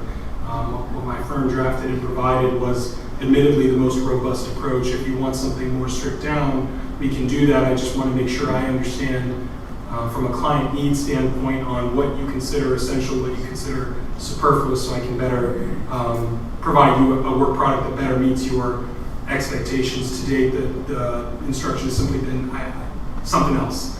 And I'm happy to provide that, but I don't want to work in futility. And so if any of you, having reviewed it, wish to speak to me individually to give me your thoughts, reflections, and we can recirculate what was the previous draft as we approach that. But that's where that stands. Thank you. Mr. Baker? Kyle, if Bel Air Shores reaches out to you about that letter and says, hey, we're going to reduce our fees to $9,900 and you overweight to pay up to $10,000, would you notify us of that before you even attempt to pay that? Of course, yeah. Thank you. Any other questions or comments for the city manager? Thank you, Mr. Riefler. Thank you, Mayor. Next up, city clerk report. How you doing, Renee? Good, how are you? My report was included in the packet, and I have nothing further to report. Council? Any questions or comments for the One comment, and that is, I continue to appreciate the level of detail in the minutes, so thank you very much. Thank you. I will second that, and the timeliness also. Great job. All right, we are now up to the consent agenda, items 11 through 14. This is for approval of the March 4th, 2024 City Council meeting minutes, approval of the March 18th, 2024 City Council work session minutes, acceptance of the 2024 Pinellas County Multi-Jurisdictional Community Rating System Annual Report for reporting for public information, Flood Insurance Improvement Plan and Flood Response Plan, and approval of a new statewide mutual aid agreement, SMAA, with the State of Florida Division of Emergency Management. Do I have a motion to approve? Motion to approve is written and presented. Motion is made by Frank Baker. Do I have a second? Second. I'm going to give that one, because of the time delay. There you go. To Elliot. All in favor? Aye. Aye. Any opposed? All right, the consent agenda passes. All right. Now we are up to selecting councilmen. This is agenda item number 15, consideration of applicants to fill one vacant city council seat to a term ending November 2026. With 82% of the voters agreeing to the reduction from 7 to 5 council members, I propose that we fill only one seat, making for a 5-member council. At this time, we're going to meet the candidates, and then we'll go forward. I'm going to read exactly what it says on this little instruction set on how we do this. The following residents have applied to fill the vacant council seats. Each applicant was verified through the Pinellas County Supervisor of Elections Office as a registered voter in the city of Bel Air Beach, immediately preceding the first day of qualification for election as stated in the city charter. As per the city charter, the appointee shall hold office until the next election in the city on November 3rd, 2026. So what we're going to do is we're going to introduce each one of the candidates in alphabetical order and give each candidate 3 minutes to speak and introduce him or herself. Actually, it's all hymns to the council and people here. So first, I would like to bring up Doug Prescott Jr.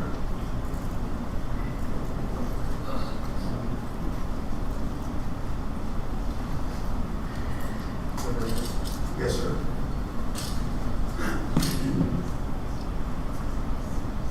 All right, good evening. I'm Doug Prescott. How you doing, Mr. Prescott? Good, how are you? Doing well. So I live at 108 22nd Street, Bel Beach, and I lived here all my life, and I was looking for the opportunity to help out the city and keep it going as well as doing, and that's about it. council? Questions? Yes, do you have any particular background, whether it's working or otherwise, that you think would be a good fit for our city? Yeah, I've been working with my family business for my whole life. It's a pretty good leader, and I'd like to transfer that over to this side. That's great. So what is the business, if you don't mind me asking? It's a moving storage business. Okay. Thank you. All right, and I need to confirm that you are a qualifying registered voter, qualifying physical resident in Bel Air Beach, Yes. and a qualifying permanent resident and qualified by civil rights. Can you just say yes, confirm that for me? Yeah. Thank you. All right.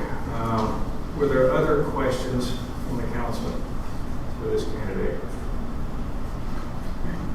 No? Okay. Let's move on to David Tinian at 105 15th Street.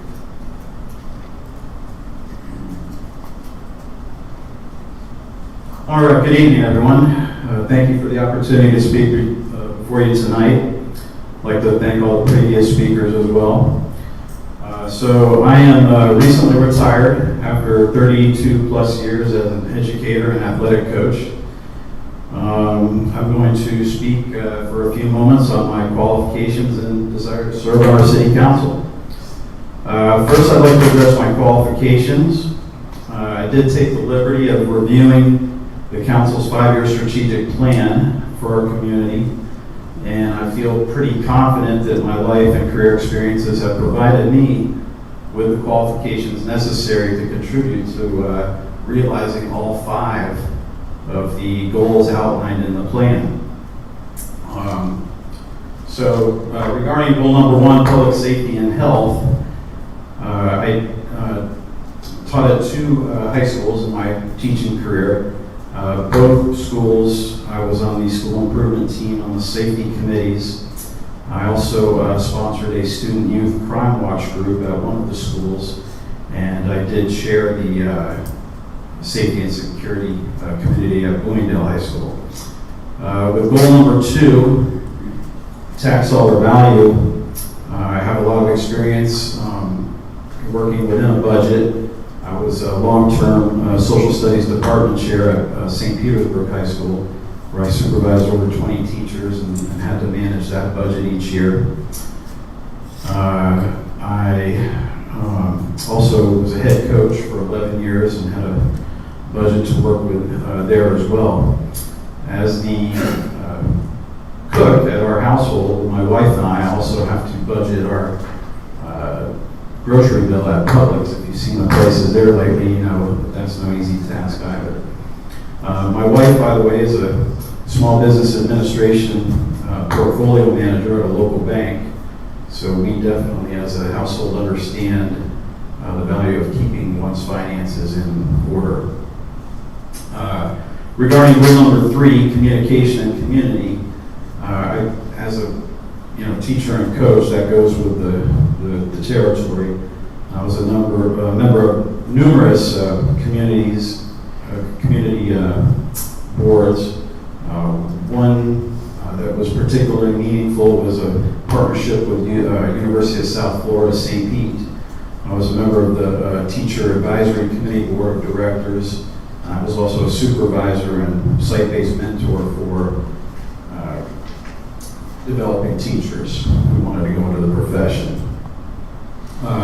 I also, through coaching, served on a board of directors. It was a partnership between youth soccer programs in the area and our Tampa Bay Mutiny, which some of you may remember was our professional team from 1996 to 2001.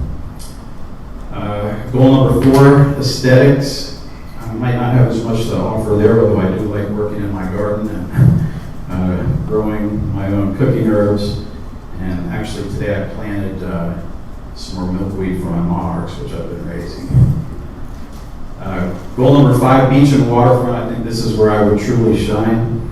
I was born and raised here. I grew up on these beaches. I see that 73% of Bel Air Beach is water. I think if you ask my wife, she would probably say that I spend about 73% of my time on the water, fishing and kayaking and just enjoying our beach. I'm an outdoors enthusiast. I'm an environmentalist. I'm a member of CCA, the Coastal Conservation Association. I'm also a member of Captains for Clean Water.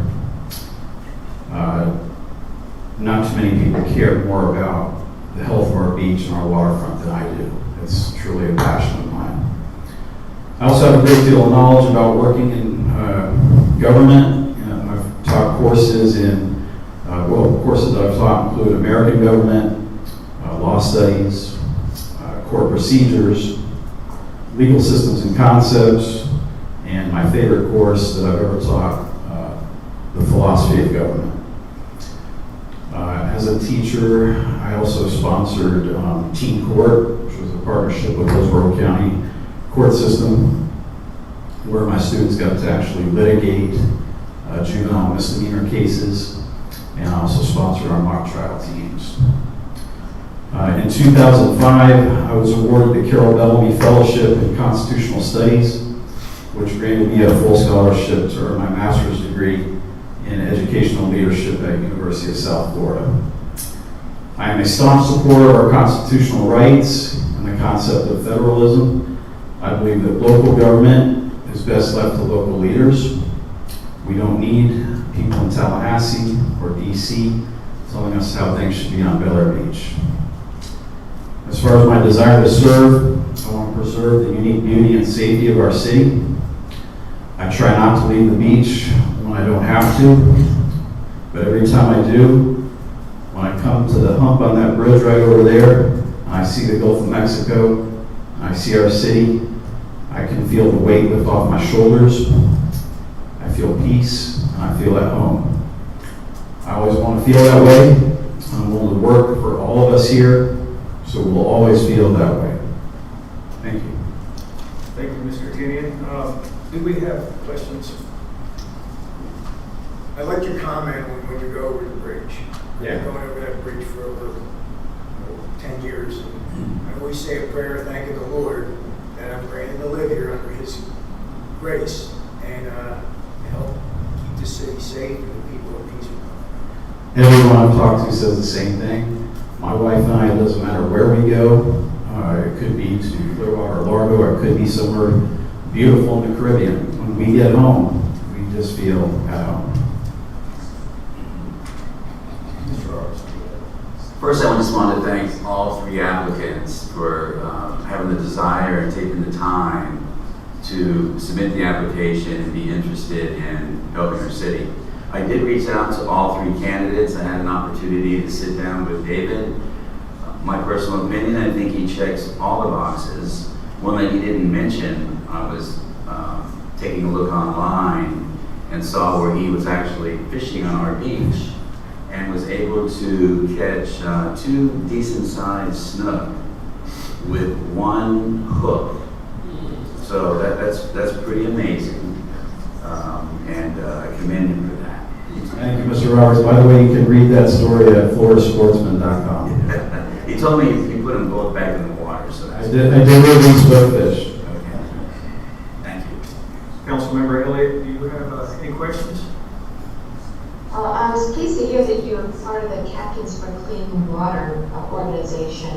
Are you active with them, and what kind of projects are you engaged with? So as of now, I've not been active in any projects with Captains for Clean Water. I'm looking forward to getting involved with them. I've been more active in CCA because I've been a long-term member there. One of the coolest things that we did recently was we released juvenile stock redfish down in Fort DeSoto. I wish we had released them here in Bel Air Beach, but I'll take what I can get. Thanks very much. Thank you. All right, where did you live before you moved to Bel Air Beach? So I Clearwater. Clearwater. Yeah. My wife and I sold our house there a little over 3 years ago and moved here. And so Bel Air Beach was always that's where we want to eventually wind up. Yeah, this is where we want to be. Clearwater's just, it's changed too much for me. It's way too hectic. We like the peace and quiet of this community. All right, thank you very much. Any other questions? No? All right, very nice to meet you. Thank you. Thank you, everybody. Oh, don't go away yet. I need to make sure that you are a qualified registered voter. Yes, sir.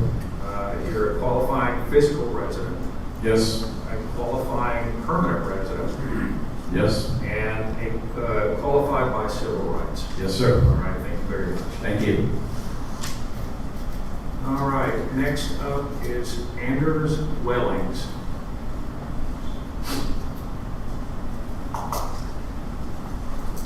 Yeah. Hello, my name is Anders Wellings. I'm a resident at 709 Harbor Drive. I'd like to thank you for the opportunity to present myself to the City Council and the citizens of Bel Air Beach. A little background, I'm a 62-year-old. I've been married to my wife for 40 years. She's a teacher in Pinellas County Schools for the past 25 years. I have 3 grown children, a daughter, 2 sons, and have blessed with 4 grandchildren.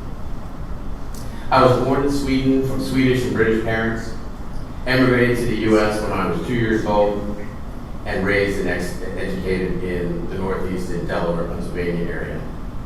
I've lived in Pinellas County, Florida for the past 30 years, 20 years in the Palm Harbor area, 22 years in the Palm Harbor area, and 8 years here in Bel Air Beach. We are in love with this town, the neighbors, and of course, the water, the beaches, and the weather. My hobbies include sailing. I'm an avid environmentalist. Being a sailor, I'm out in the water all the time.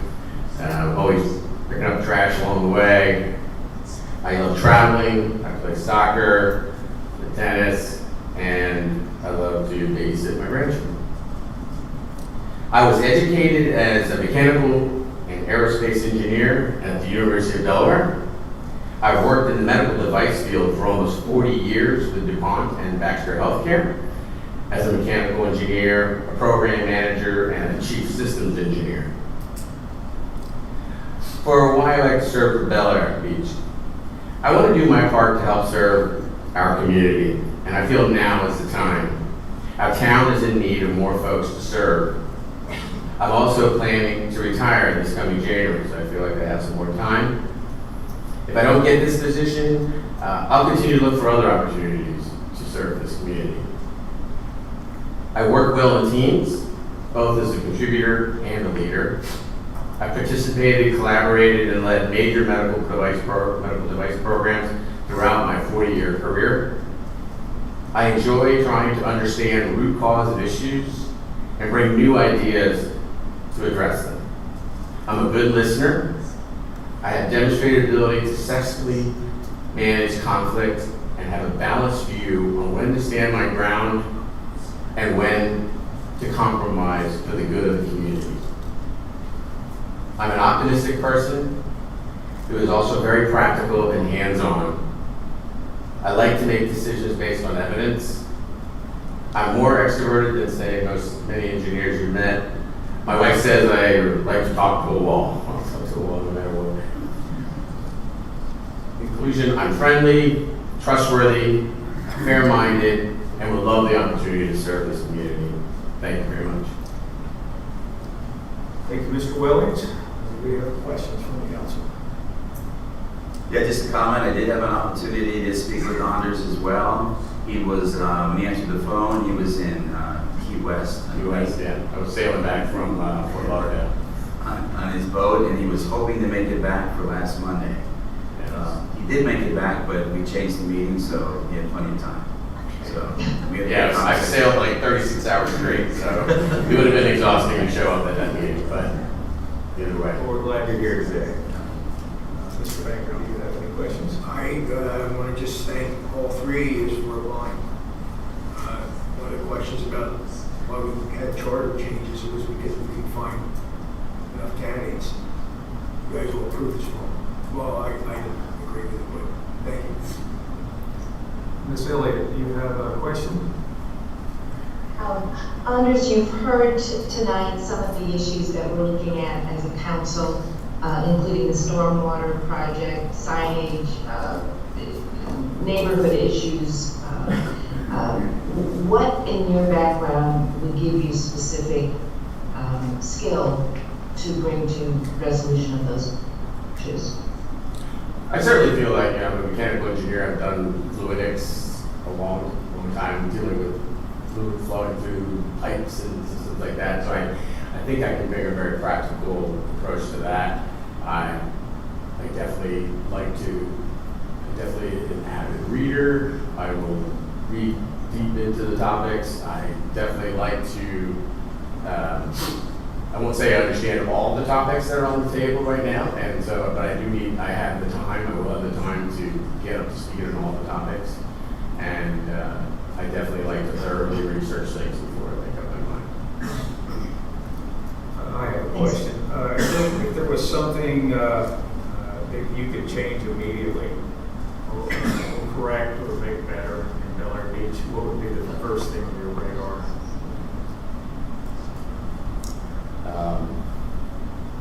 I think I'm on 8th Street, it's right there, so I'm very familiar with some of the flooding issues. So I think that would be top of mind for me, 8th and 9th Streets. Any other questions? I do have one statement to make. And sometimes when we're making these decisions, we have very good qualified candidates, which is the case again. So I don't think there's any losers here. Sometimes we have to look at little tiny things. One of the things that we don't often think about is the actual physical location of our council members, because we represent the whole city. But it goes without saying that when we're close to certain streets, that it's easier for us to stay in contact with them, find out how they feel about issues that are going on, things like that. So just something to consider. I know we have a couple of people in the south of Causeway. I'm on 20th. Dave is further to the north, and I know David is 15th Street. So we're kind of getting spread out there, which I think is a nice thing. Just my opinion. Yeah, and the fact that I'm on the south of Bel Air Beach, I think wouldn't bias me in how I review. I definitely want to review all the parts of our community. Agree, be fair-minded about where the resources are needed. Any other questions? Just to know, our charter clearly says council at large, so it doesn't say we can all live on one street. Right. Yeah. But I am conscious of the fact that if we want to put words in it, let's put words in it, but that's not the charter. All right, so I have to ask you the final questions, which is, are you a qualifying registered voter? Yes. Qualifying fiscal resident? Yes. And qualifying permanent resident? Yes. And qualified by civil rights? Yes. Thank you very much. Thank you.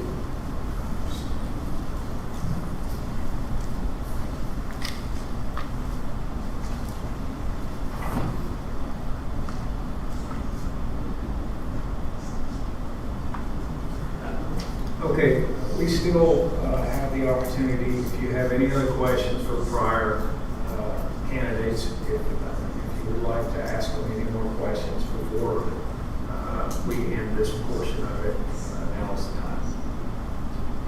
Good. Councilmember Elliott? No, thank you. Okay, all right, great. All right, so now what we're going to do is we're going to vote by paper ballot. Actually, we're not going to do that just yet. Hold on one second. Now it's time for the council or the public to speak. Would anyone like to address the council with these three candidates? Yes, sir. Please come right on up. Give us your name and address. I'm Doug Prescott, Senior, and I just wanted to add one more thing he did bring up. His grandfather served for city council here, and myself, I served 20 years ago. So he's been here since he was born. I've been here since '65, so we got a long history in the city, and we really, really care about it. And so he's very interested. I don't think he really did bring up his whole bio when he came up here, so I just said probably as much as he should have, but there's a lot of history with the Prescott family. Thank you, Mr. Prescott. Any other citizen comments? Yes. We were wondering where you were. Jody Shirley, 207 Harrison Avenue. I want to thank all three candidates. I think they're all great, but I do want to go into, just quickly say, Doug, I've known Doug all his life. He's been a great kid. It's nice to see the younger generation get involved. His son, my son and him are the same age, and it's just nice to see getting some young folks involved. So I know there may be some opportunity. I don't know. I mean, I thought I had heard that maybe we were adding 3 members tonight. Did I misunderstand something there?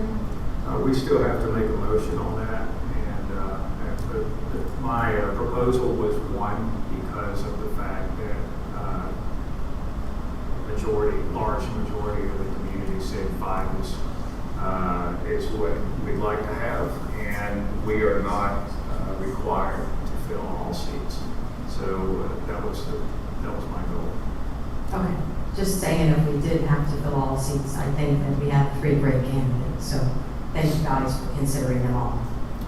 Thank you. I take offense to the young thing too, by the way. All right, so now it's time to vote. And basically,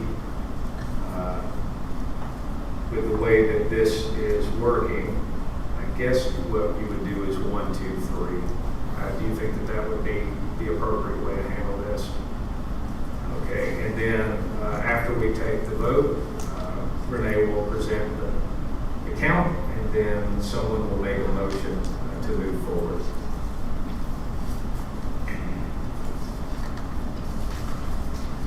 Thank you.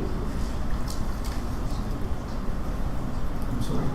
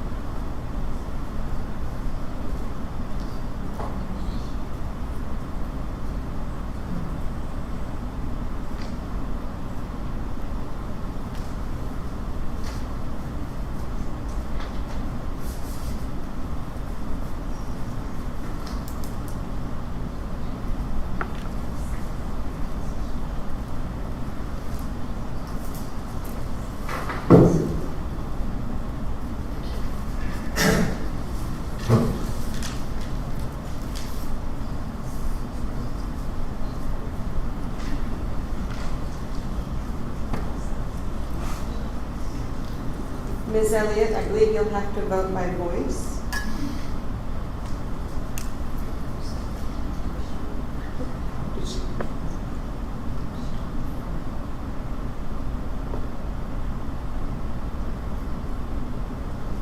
Did we lose her? Not connected.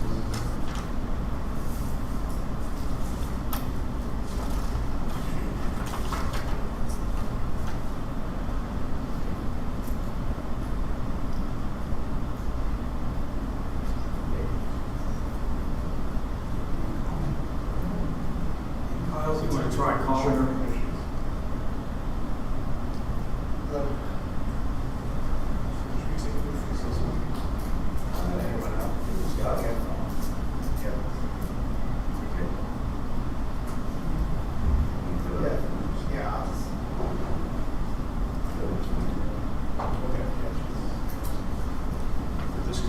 take Renee's word for it.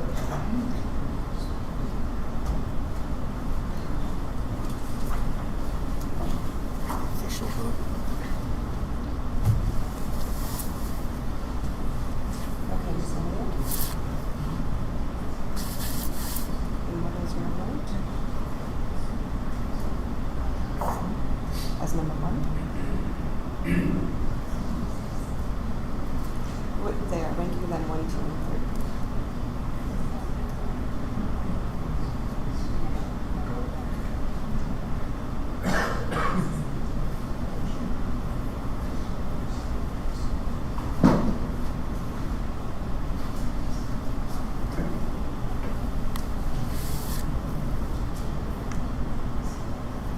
Okay, thank you.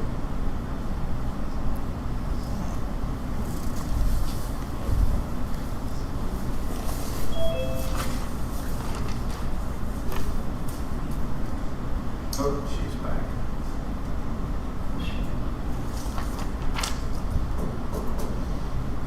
And I'm back.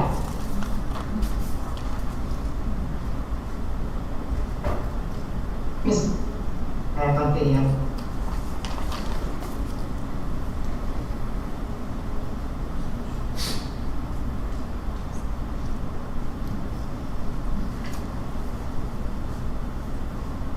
There is no clear winner. The results. Sorry, Madam Clerk, we need to read the results back as to how each member voted. Okay.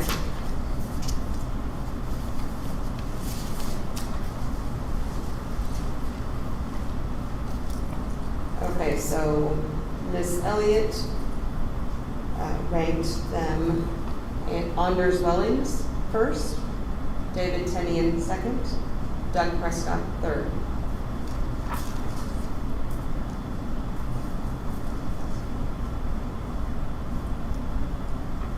And then Councilmember Bankard voted them all equally as one.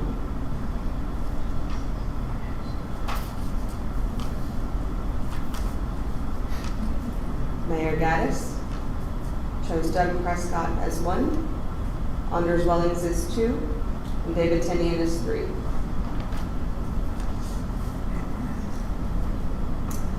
Councilmember Roberts chose David Tenian as 1, Anders Wellings as 2, and Doug Prescott as 3.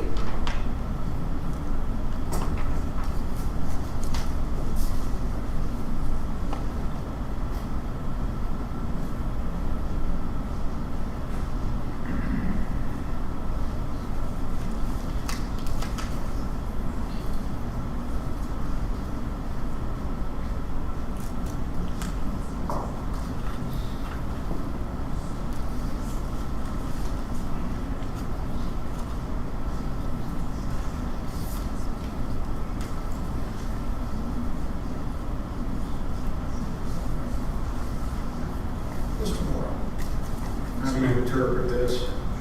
Well, there's a few ways that if you wanted to go the way the GPA one, there's one way. I would suggest instead that however many people you're going to appoint, you have to start with one.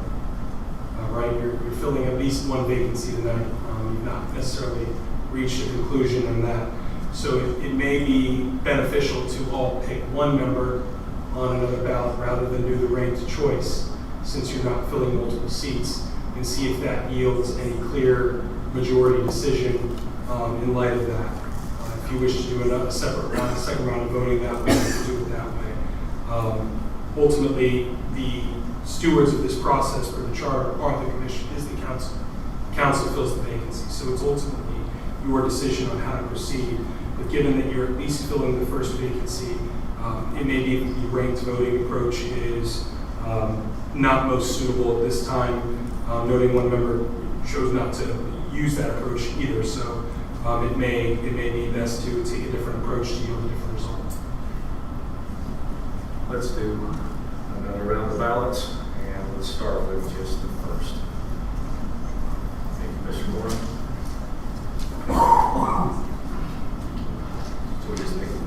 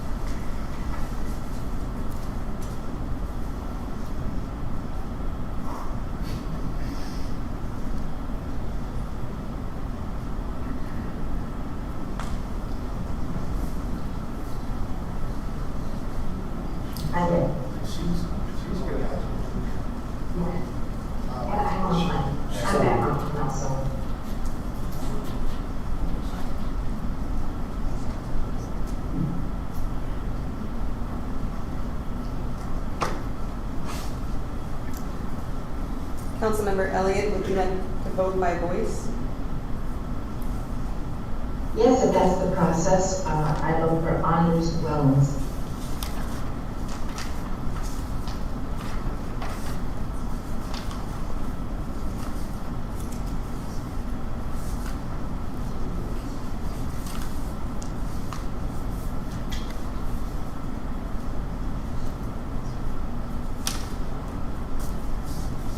Okay, so in this round, Councilmember Elliott selected Anders Wellings.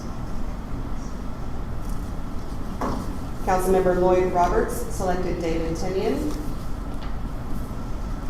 Mayor Gaddis selected Doug Prescott. And Councilmember Bankert selected them all.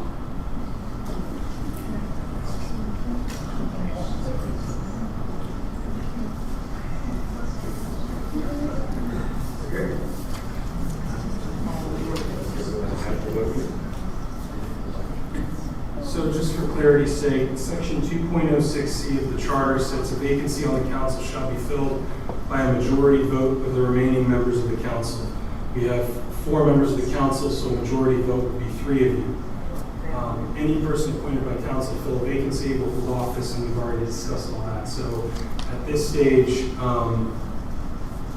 it is ultimately, again, your process. It sounds to me, based on the way that the voting is working, that there may be some value before you go back to the ballots and having a discussion as a body on what your goal is here tonight and how you intend to proceed. Council? Well, we have an open suggestion of putting one person on, but it's not been, the motion, it hasn't been motioned or it hasn't been approved. So right now, our charter clearly says 7 members. So I don't know how we can vote for 1, I don't know how we can vote for 2. Again, we have 3 people that want to serve council. Charter says we can put them on. Why would we want to tell them not to serve on council? I don't understand it. I mean, I don't think the voters have a problem. The voters said we can reduce it to 5. The voters didn't say we have to reduce it to 5. Their term's going to be up at the end of this session. So just put them on. Mr. Roberts. Well, I think it does make sense to listen to the citizens. I realize, Mr. Bankert, that we don't have to do this until the next election, November 26. But my perspective, the way I look at it is, the citizens voted by a pretty big margin that they wanted to go to 5. Understanding that we don't have to, it still makes the most sense to me to listen to the voters. Six council members is not an option, in my opinion. We can't have an even number of council members. So by definition, it's 1 or 3. And I think because of what the citizens said, I support the 1. Thank you. Councilmember Elliott, would you like to weigh in on this?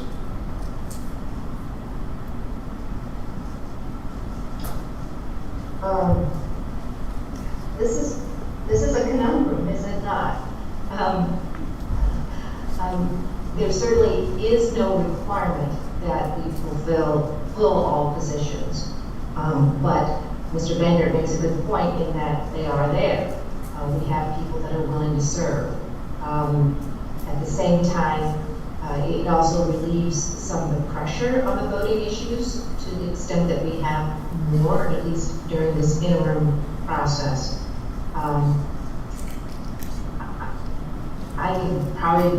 I'm having difficulty coming down on a particular position on this one, but I can support either way. We've got good people willing to serve. I'm sorry, say that last sentence. We have good people willing to serve. Amen. All right, and I am aligned with Mr. Roberts. This was my attempt, was to go ahead and bring this forward so that it looks like the future of our council, what the citizens voted for. I don't know how many out in this audience, but it was around 80, I think 82%, something like that. The city has spoken. So I am going to stand behind what I'm trying to make happen tonight, which is to go to a 5-member council. I'm grateful for all 3 candidates being here, but I don't think that 7 is the direction that this council needs to be going any further.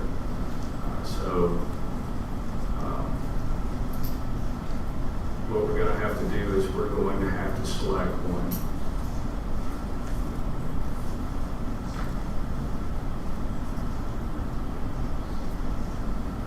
Any other comments? Arm wrestle. What's that? Arm wrestle. Arm wrestle, right. I'll go for that. Well, what we need to do is vote again, and yes.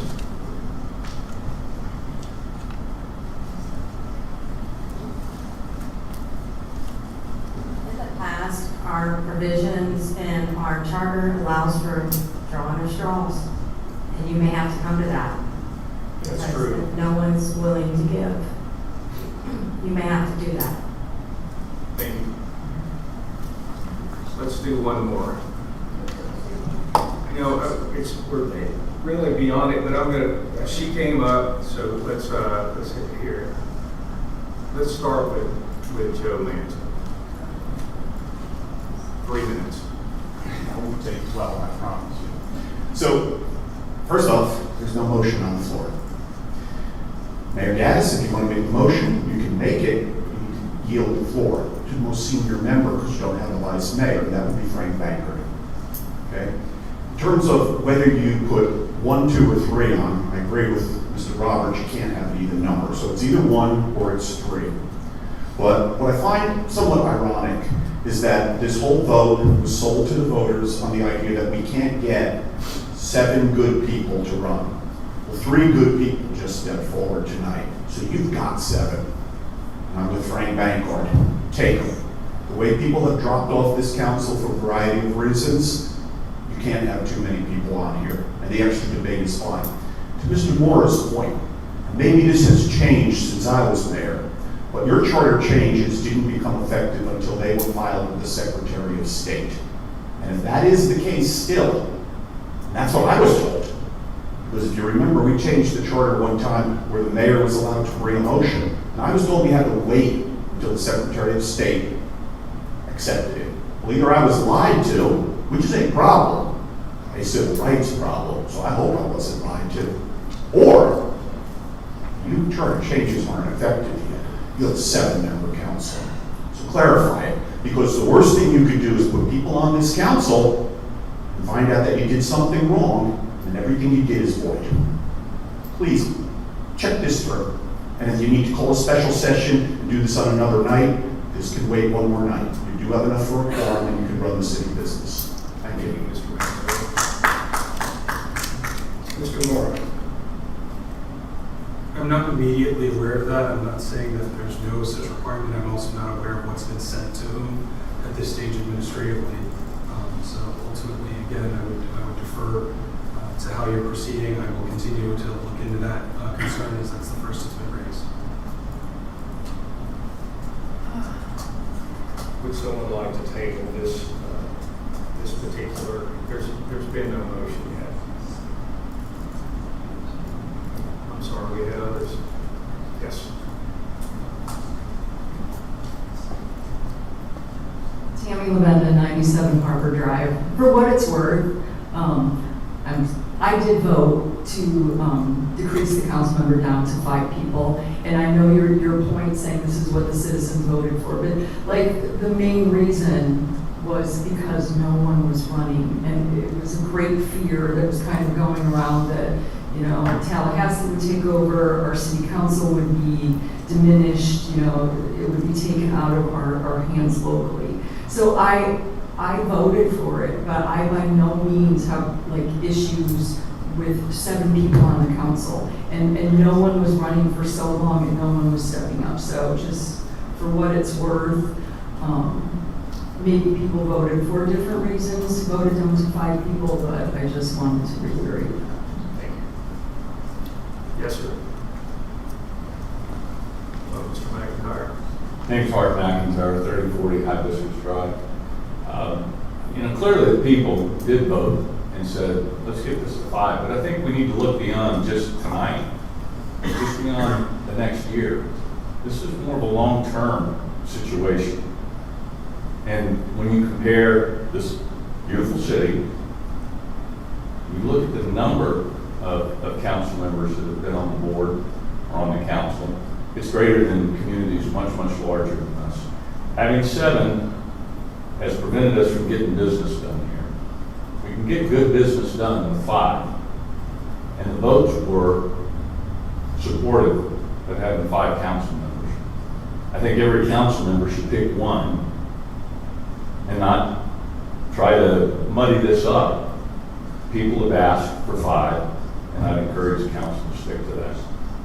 Thank you, Mr. McIntyre. Mayor, if I may interrupt, your charter in section 9.01 states, upon adoption of the charter amendment by majority vote of the electors, council shall have the amendment incorporated into the charter.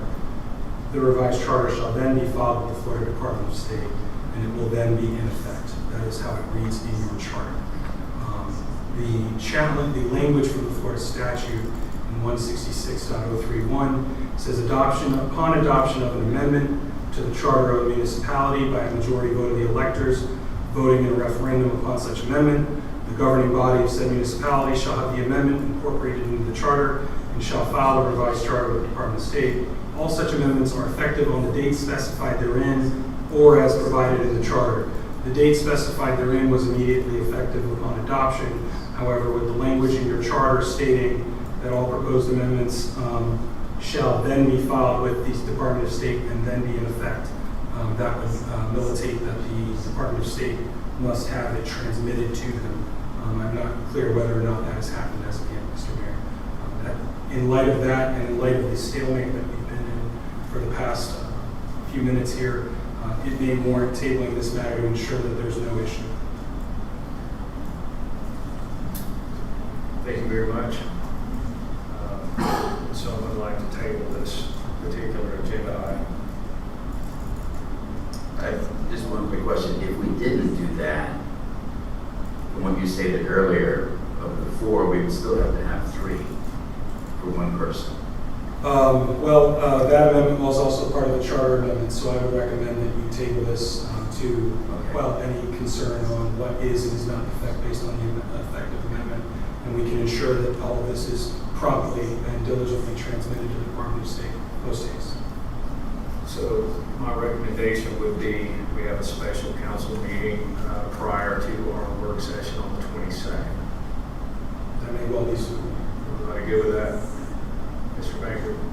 No, I think we should proceed as the agenda so states and follow the charter as the charter so states. I mean, let me read to you what you guys voted on.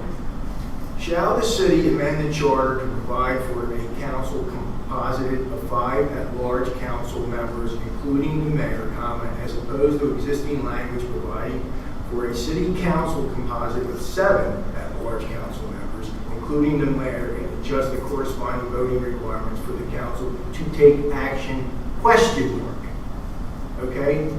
So it doesn't say we have to put this into effect today, tomorrow, next year. We should have another meeting, put this on the agenda to say that the 5 council members, as the city electorate voted, should go into effect on a certain date. That would be following our charter. That would be following Amendment 2. And the language in the amendment does provide the link, which is, again, because there were 4 separate amendments, all of which were functionally interrelated. And in my following the election, I did attempt to provide you with not just the legal ease of it, but a exposition of how this process would work. My legal advice has been nothing in the charter mandated that you only fill a single position that is ultimately at the discretion of this council, as the council is the lone body responsible for filling vacancies. So when asked in my FAQ phrase, the electorate approved a council of 5 members, right? I said yes, but not right away. There shall be a city council, and then I referenced the language and explained that the transition is complicated by the fact that you presently have the 3 vacancies. If the council presently had all 7 positions filled, the council would transition to a 5-member council during the November 2026 election. Had there not been any Form 6 vacancies, you would have transitioned at the November 2026 election. And you can still transition at the November 2026 election if that is the desire of the council. You can conversely, and I said, you can fill 1, 2, 3, and sensibility being what it is, to fill with the even number, you have that option. My advice at this stage, given that much of this is contingent on charter amendments taking effect, that we address the issue with the Department of State so there can be no question, no challenge. You suggested tabling it to the 22nd. I think Member Bankert, your statement of we have another meeting, I think is consistent with what the mayor has recommended. It's simply in dispute as to what we'll be doing on that day, whether you're filling 1, 2, or 3, which I think this body will have the opportunity to not just go by the mandate of the election, but as you talk to your constituents in the intervening time, maybe perhaps gain some clarity on where you think this may need to go.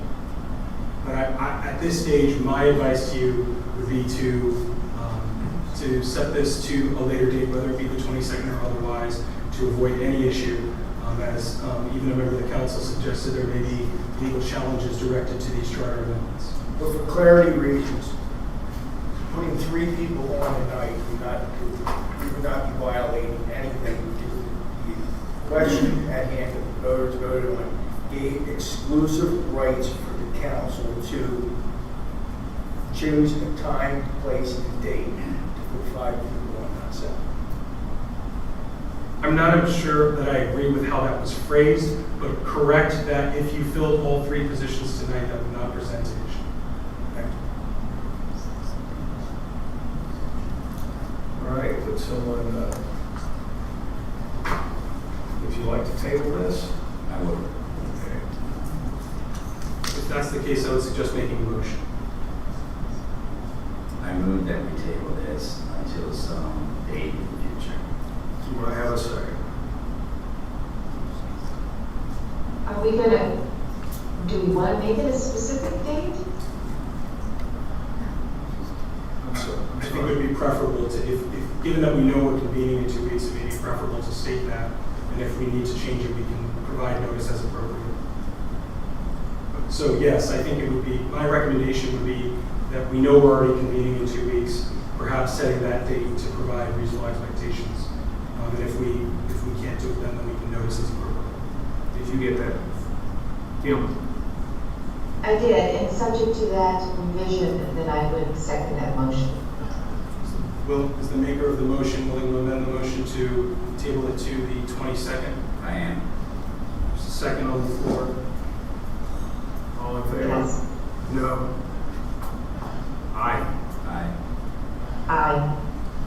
All right, let's table. Where is it? I don't think it is.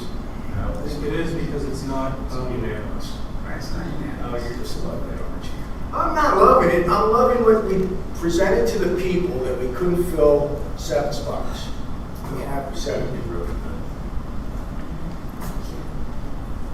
Let's put people on that want to serve. Why cast these people? There's 3 great candidates who are out there. Why did I? I'm not trying to push you guys back on the floor. I mean, but all I'm here is to give advice to folks to make decisions. Yeah, but we have 3 great people here. Let's put them on.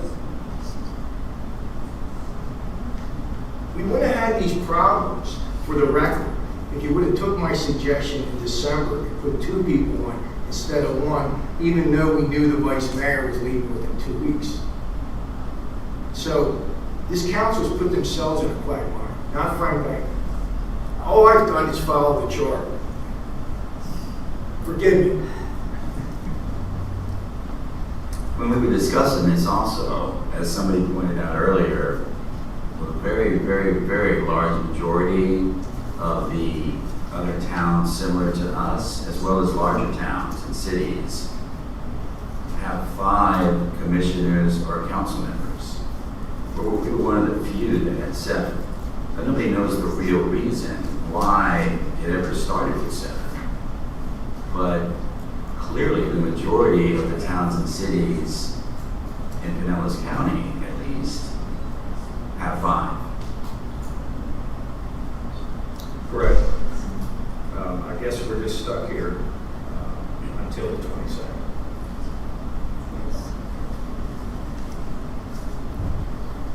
So be it. We certainly do not have to stay here in a state of quantum indecision. If there is no clear majority, there is no appointment made tonight. And a majority in this case actually is all 4 members. If all 4 of you cannot come to an agreement, then the matter simply fails, and we can see if the matter can be revisited at a subsequent meeting. But we need not sit and stalemate if there's no compromise or solution that you have between the parties. Okay, well, would you mind passing out the ballots? And let's vote for 3 candidates and see what happens. Mayor, I'm not clear on what the instruction is, just so I know. We can't, we cannot table because it requires a unanimous vote. So we're still voting. For 1, 2, and 3. For 1, 2, and 3.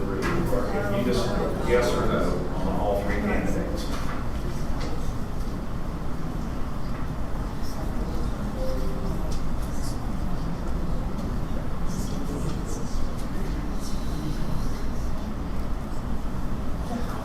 So 1, 2, and 3, yes and no. Just yes or no.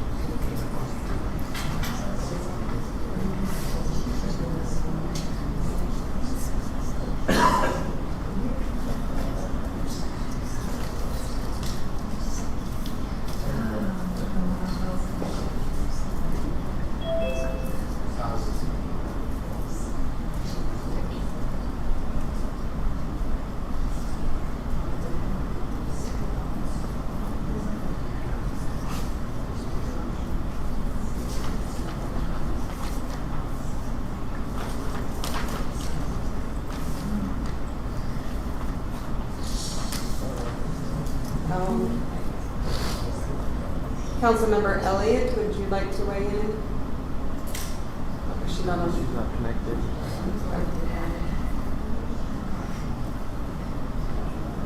Okay, so from Lloyd Roberts, selected David Tennian, yes, Doug Prescott, no, and Anders Wellings, no. Mayor Gaddis, selected no on all 3. Councilmember Bankert, selected, gave them all 1 rating. And I don't have Councilmember Elliott's vote at this time. And by default, just because of my no votes, it dies. We'll still need member Elliott's votes recorded, as she has otherwise generally been present for this meeting. If she's intending to remain present, we should have her vote recorded. But I agree with the conclusion that the matter fails.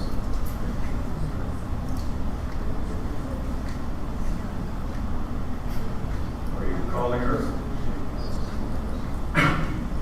Can you hear me now? Yes. I do apologize for that, but, and I must also apologize, I missed what's before the board. Each council member has been directed to vote yes or no on the 3 candidates. You can vote yes or no in any combination you so desire. But the other members have voted, and we need your vote for the record.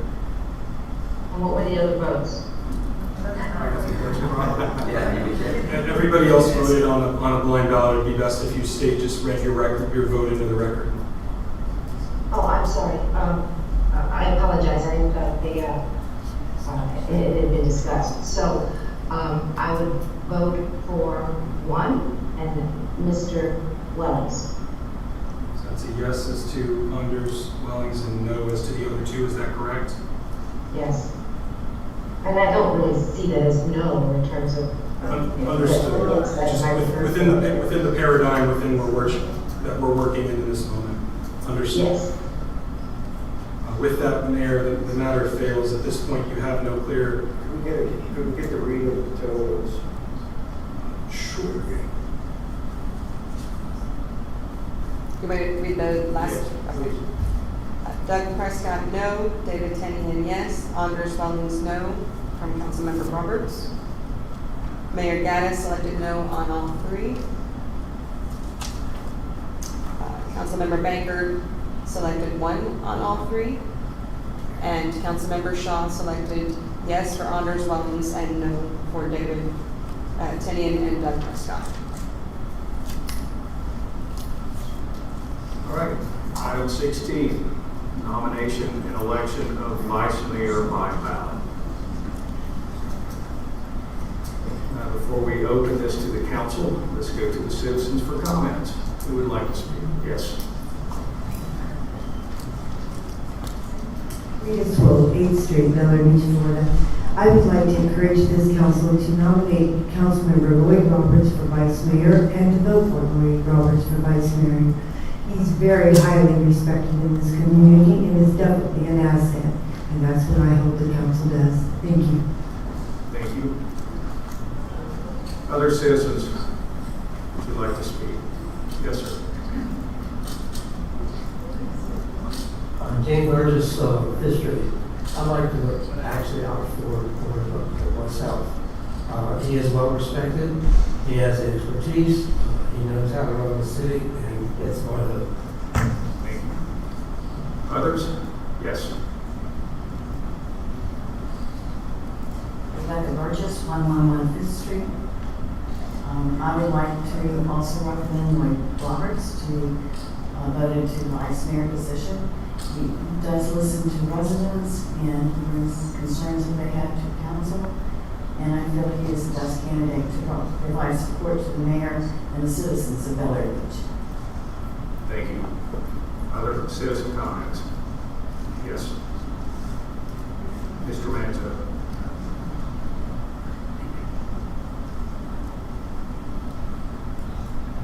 Joseph Manzo. This one's not even close.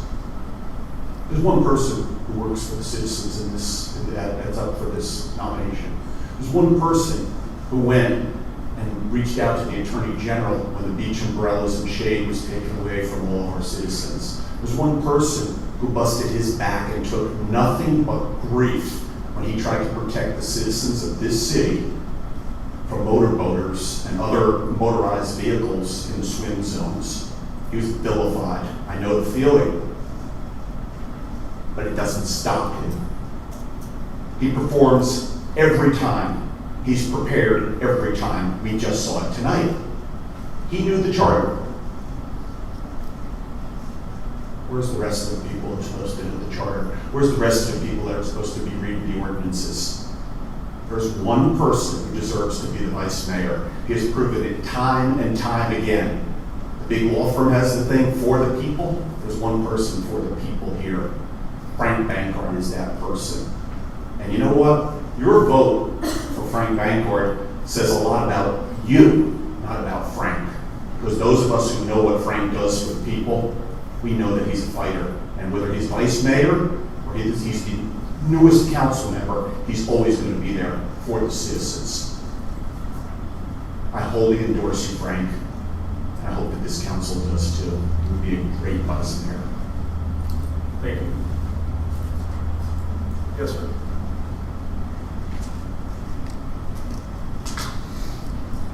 Kenneth Staley, 121 12th Street. I've never met Frank.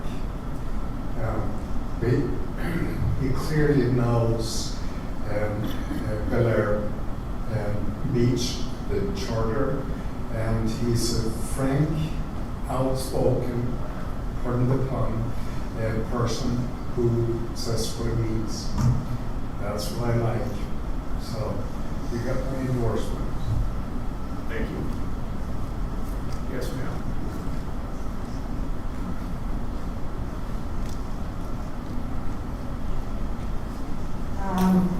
I strongly recommend Mr. Benkart because I've seen how he loves his job, what he's doing. With the situation of my house, he came to me in that morning, 7 o'clock, in the house and said, I'm going to look around and see where you live. Let me take a look on the situation. Even he said, Iris, I can sit here with you and draft the letter. And even, he did not stop there. He called Pinellas County, is that correct, Mr. Benkert, and tried to resolve the matter. He tried to hit the walls for me and for my family. So you deserve that position, and even better. Thank you for what you do. I appreciate that. God bless you. Thank you. Other comments? All right, citizen comments are closed.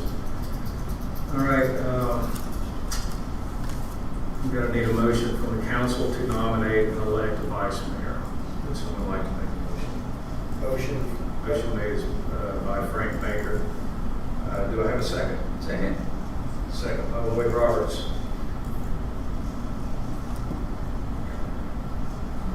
Mr. Baker, you have the floor.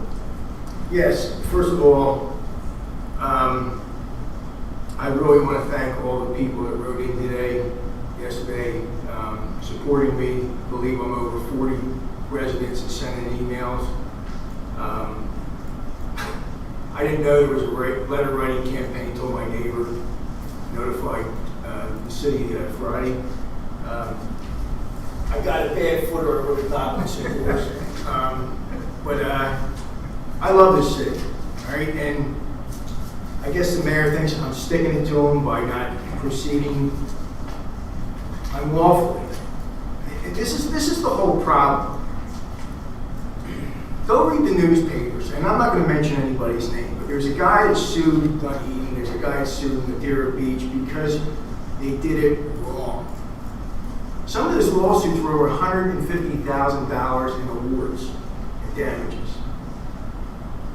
I caught 5 errors, actually 6, all right? 3 just tonight in charter provisions that we were going to violate.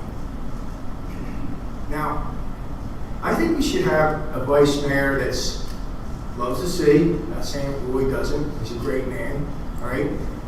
But someone that really wants to serve the people lawfully and wants to get into what the city and charter is all about. If you don't want the charter, I don't think you can remove it, but you need to follow it. We have all these ordinances, and the charter is for the council to follow like the Constitution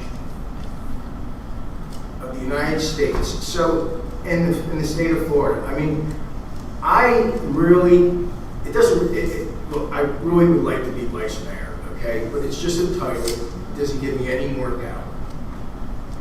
But I think I deserve it. I'm the senior council member here. I volunteered for 10 years at every event I've been asked for. I've missed one beach cleanup since the existence. I mean, sandbagging, I'm there every year, helping the residents out.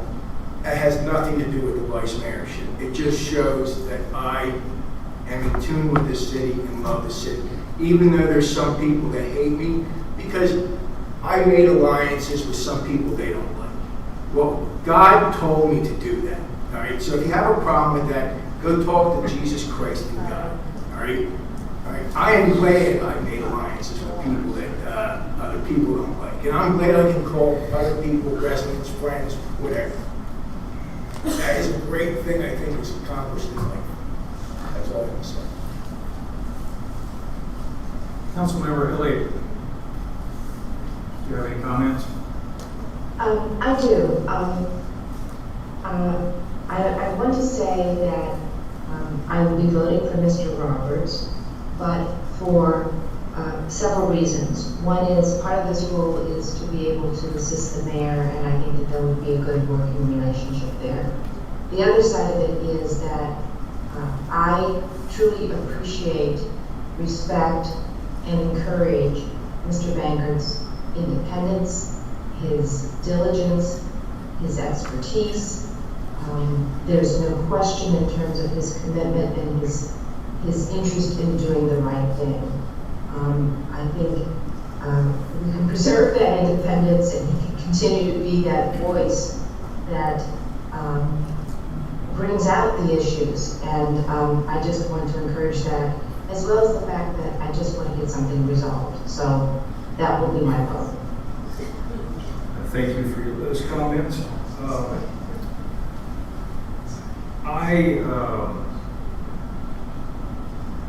I won't say that I was on the fence, but I was actually, up until today, I wouldn't have had a problem with either person being vice mayor. Because I know that the two gentlemen on each side of me, I know that they're going to go to bat for the city. They're going to do what they can for the city. And then I got a copy of an email where Frank Bankard was asking for people to write in letters, and he gave all the reasons why they should support it and get behind it. And I was a little taken back with one of the sentences right in the middle of this huge look at me and all I've done paragraph, which was, I further was able to move a change in our ordinance of the 5-year look-back rule by FEMA to 1 year regarding cost of modification and damages to homes. What I realized was that I don't see Mr. Bankard as a team player. I see Mr. Bankard as someone who it's his way or no way, and it's this letter made it all about him. There was no team. It wasn't the council did this. It wasn't about what a great job this council has done in the last few years, and how well we've worked together. It was all about Frank.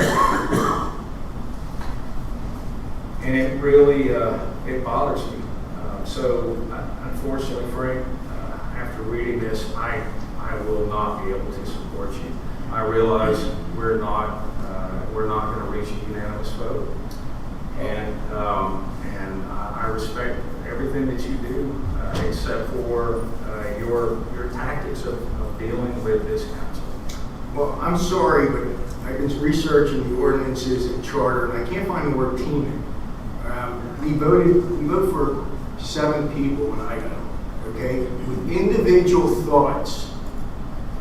And damn me for having an individual thought, okay? If you want a team, let's reduce it to just a kingdom, all right? And then we can just get everything passed, okay? But yes, I did get councilman, like I said to the person, to move on that 1 year setback. And we were going to wait until probably October, November when it finally gets passed. And I brought up at the last meeting, it's on the audio that I did this, and it was we know exactly what you did, and that's fine. I agree with you on it. However, you have led everyone in this to believe that every one of these accomplishments on here is all about you. Tell me which one is it? I'll let you. I wrote the letter. I know. Tell me which one This is is the it. one that also you didn't know that there was an email campaign going on, and right there it is. I said, I thanked my neighbor for informing me there was going to be an email campaign Friday night. I got an email from the city clerk. I sent an email out Saturday. Okay. All right. Well, and I think the email clearly says it over 40 to 7 or 8. I mean, but hey, don't do what the voters want. Do what you want, Dave. Yeah. that's right. And I'm going to do what the voters want. We're going for that for now, okay. Do we have any other comments from the council? I appreciate the support that I got earlier tonight. I, for one, never sent an email to anyone. So I really feel good about the fact that people were writing to the city unsolicited. So thank you to whoever did those. I appreciate it.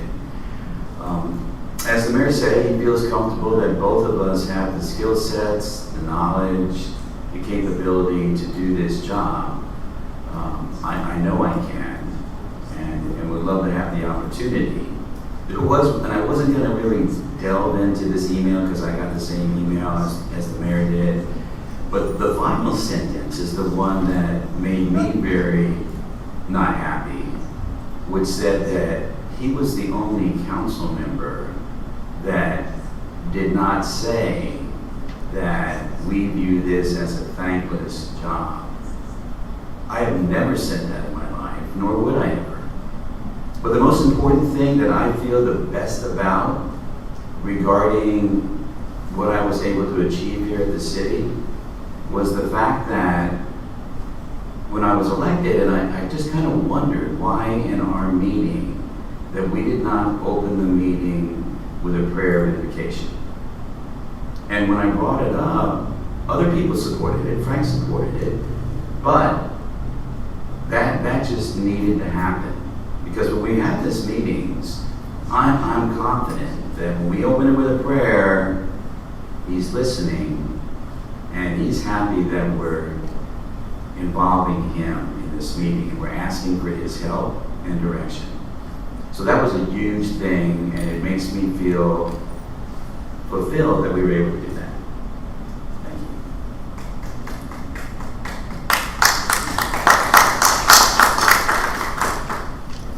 you. Any other comments from the council? Nope. All right. Let's take it to a vote.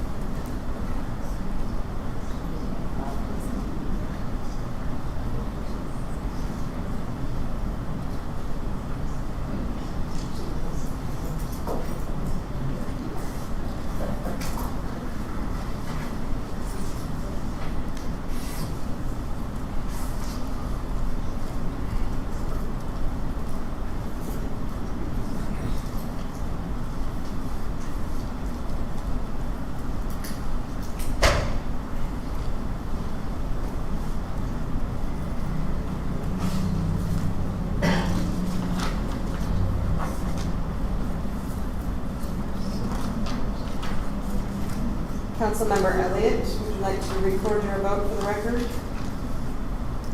Mr. Roberts. Councilmember Bankard voted for Bankard. Mayor Gaddis voted for Roberts. And Councilmember Roberts voted for Roberts. Thank you. All right, so we're obviously not getting anywhere on this. I would say that we need to add this agenda item to the 22nd meeting also. Mr. Mora, are you sure that the data will have been transmitted from our election results? We will make every effort to see that that is done. If there's any reason that can't be done in that timeline, we will make that clear. All right, thank you very much. All right, now we'll move over to item 17. Select 2 council members for voting alternates on the Big C. Let's go to the citizens for comments. Anyone like to comment on this one? All right, council, I need a motion to select the voting alternates for the Big C. Would someone like to? So moved. All right. Elliott, and would someone like to second that? Second. Second by Roberts. So we're looking for 2, right? Yes, but right now, I'm going to give Elliott the floor, then we'll work this out. Ms. Elliott? Are we looking for nominations at this time? All we're doing, you know what, this is not quite as serious as a vote. We need 2 delegates for the Big C. I'm just looking for nominations at this point. I would really be happy to serve in that capacity. I am very much interested in beach community-related issues, and that organization is at the core of it. So I would love to have that opportunity to serve. All right, we have a nomination for Kim Shaw Elliott. Second. That's it? Second. You second that one? All right, that's 1. We have a nomination for the second delegate. I would nominate myself. All right. Roberts. I'd like to second that one. Second. Second by Baker. So we have a standing motion right now for Elliott and Roberts. I think we can just do this with an all in favor. All in favor? Aye. Aye. Any opposed? Aye. Okay, and so Elliott was first, Roberts was second. Everybody good with that? Yes, sir. Okay, that one was easy.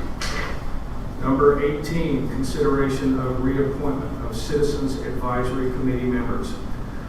Ron Siganek, Mark Golden, John Hanzik, Robert Reesberg, and Thomas Elliott, and appointment of Tammy Levenda as an alternate member. Let's go to the citizens for comments. Would anyone like to speak on this topic? All right, citizen comments are closed. Before we continue, I'm going to need a motion from the council to reappoint. I'm going to go ahead and finish the statement, and then I'll give you the motion. Appoint to the Citizens Advisory Committee based on staff recommendations. The motion is made by Frank Banker. Do I have a second? Second. Second by Lloyd Roberts. Mr. Banker, you have the floor. As read into the record, I ask for a motion to move. All right. Vote. Anyone else like to comment on this before we vote? All right, let's just do a real quick all in favor? Aye. Any opposed? Aye. All right, we're good there. And I appreciate all who step back up and serve another term. And also, Ms. Levenda, congratulations. Number 19, consideration of reappointment of parks and, why do we call it park? There's more than one. Why do we always call it that? Reappointment of Park and Recreation Board member John Wagner. Let's go to the citizens for comments. No comments? Citizen comments are closed. I'm going to need a motion from the council to reappoint John Wagner to the Park and Recreation Board based on staff recommendations. Motion. Motion So by moved. Frank Baker, second by Elliott. All in favor? Aye. Any opposed? All right. And congratulations and thank you again for stepping up, Mr. Wagner. Number 20, consideration of reappointment of Planning and Zoning Board members Angela Berry and Brenda Bunacera. Let's go to the citizens for comments. All right, citizen comments are closed. Need a motion from the council to reappoint Angela Berry and Brenda Bunacera to the Planning and Zoning Board based on staff recommendations. Motion.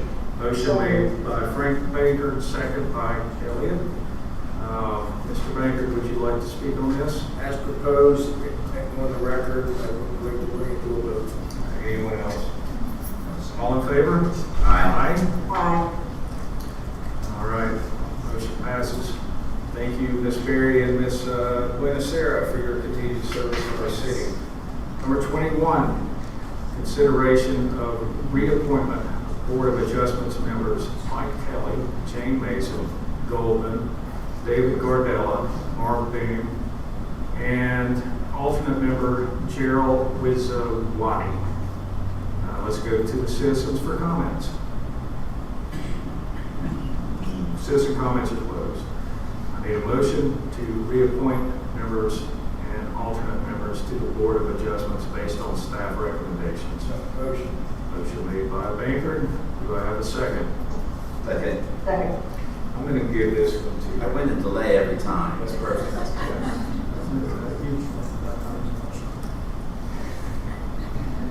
I'm sorry, Mayor, who did you give the second to? I'm going to give it to Elliot. Mr. Bankert, you have the floor. As presented and on the record by the mayor, please move to vote. Any other comments? All in favor? Aye. All right, motion passes. Thank you to all who serve on the Board of Adjustments. What would we do without you, right? 22, we consider authorizing an amendment to piggyback agreement for consulting services related to utility, undergrounding, and approval to execute purchase order. Mr. Weaver. Thank you, Mayor. So this is an amendment to the piggyback agreement that we signed in September of 2022, which allowed us to piggyback the Indian Beach contract with utility consultants of Florida at the pricing that they submitted to Indian Rocks. UCF is the abbreviation. So UCF has done our conduit for Duke Energy phases 1, and they're also charged to do the conduit installation for phase 2. They've volunteered to give us a price after seeing the binding cost agreement from Spectrum to do which would be north of Causeway Boulevard, east side of Gulf Boulevard, with some remaining segment of Spectrum communication that needs to be undergrounded. They came in, Spectrum offered to do it with their subcontractors for about $90,000, and UCF came in below that. But in order to honor the very great pricing that they provided, we had to do an amendment to the piggyback agreement. The benefit to them, though, is they're already out there, they're already mobilized. They are doing the conduit for Duke Energy already, so to them, they feel that they've worked with the city for a long time, and also it works to their benefit to make sure that no other subcontractors out there installing a conduit that could possibly hit their Duke Energy conduit. So this is just an amendment to that agreement, which again allows us to use the pricing. And then the following agenda item is the actual Spectrum approval for once UCF puts the conduit in the ground, and then the remaining prices for Spectrum to run their wires and connect them all, which UCF can't do. The utility company needs to do that. So, I included the original piggyback agreement and then the estimate for installation from Spectrum, or the estimate for UCF, and for your review, and then the amendment was drafted by our city attorney. Thank you. Let's go to the citizens for comment. Would anyone like to speak on this topic? No. Citizen comments are closed. I need a motion from the council to authorize the city manager to amend the piggyback agreement and to execute the purchase order. So moved. Motion made by Lloyd Roberts. Second by Frank Bankert. Mr. Roberts, you have the floor. Yeah, I mean, it's obviously a significant cost savings. To me, it's a no-brainer. Let's vote.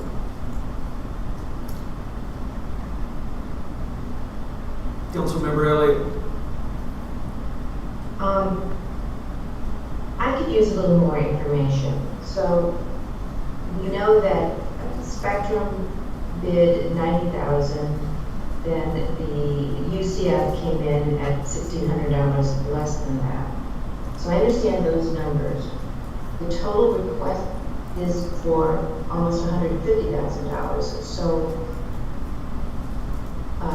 explain to me what the difference is. Are you looking at, which item are you looking at? Because if you look at the first item that we were just discussing, yeah, they came in below what Spectrum's subcontractors quoted. So the piece that UCF would be doing would be that $88,358. Yes. And then the remainder, so the next item, that is the remainder of the cost. So as opposed to paying Spectrum, which I believe their for their quote to install and wire was $236,580.59. So it's 90,000 even. So we still, that second agenda item is just a remainder of the cost to actually wire once the conduit's installed. Is this the project that we received a grant for? We get reimbursement from Penny for Pinellas. So it's not exactly a grant, but it's dedicated funds. And it was dedicated for beautification projects, so. Yes, a lot of golf over. All right. Thank you. Any other questions? No? All right, let's vote. All in favor? Aye. Any opposed? Ms. Elliott, I didn't hear your vote. Aye. Okay. Motion passes. Mr. Reefer, you may proceed. All right. Number 23, consider authorizing the execution of a purchase order with Charter Communications. Mr. Reefer, I think you just covered this, but This is just per our purchasing requirements. You know, over a certain amount needs to be approved by City Council. This is a purchase order that only Charter Communications can actually offer for the service. So it's just the official approval to execute the purchase order to get the wiring done. all right, thank you very much. Citizens, anyone like to speak on this topic? All right, citizen comments are closed. I need a motion from the council to authorize city manager to execute this purchase order. So moved. Second. Roberts and Baker. Mr. Roberts, comments? Is this Mark? Mark Porter is with the utility consultants in Florida. Right. And then Spectrum Communication, I'm dropping his name right now, but yeah. This is to finish up their job. Correct. What they're going to do on the east side. I had met with him before, very skilled, understands what we need to do, which is what I'm supporting. Any other comments? I just want to mention that also when we did the south of Causeway Boulevard section and we used the Spectrum subcontractors, we did end up in a lot of delay on things left open for a very long time. We're awful. Called the submission. Cause of submission. So that's Wires, flat, very much. Okay. Councilmember Elliott, do you have any comments? No, thank you. All right, let's take it to a vote. All in favor? Aye. Aye. Aye. All right, the motion passes. Mr. Reefer. Thank you. 24, unfinished business. Do we have any unfinished business? All right, seeing as we have no unfinished business, let's go to council comments. I'm going to start off with Councilmember Banker. Thank you, Mr. Mayor. Tonight I was accused of not being a team member. Guilty as charged. I played junior hockey in Canada in my youth, along with baseball. They're team sports. I further served administrations of business. The word team can resonate there too.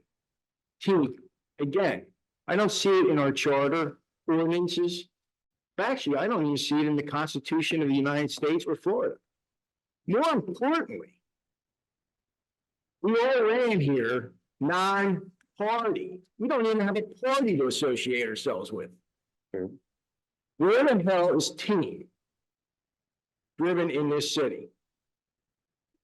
So I will vote my conscience going forward as I've done in the past, and I will do the best of my ability to follow the laws of this city and our charter.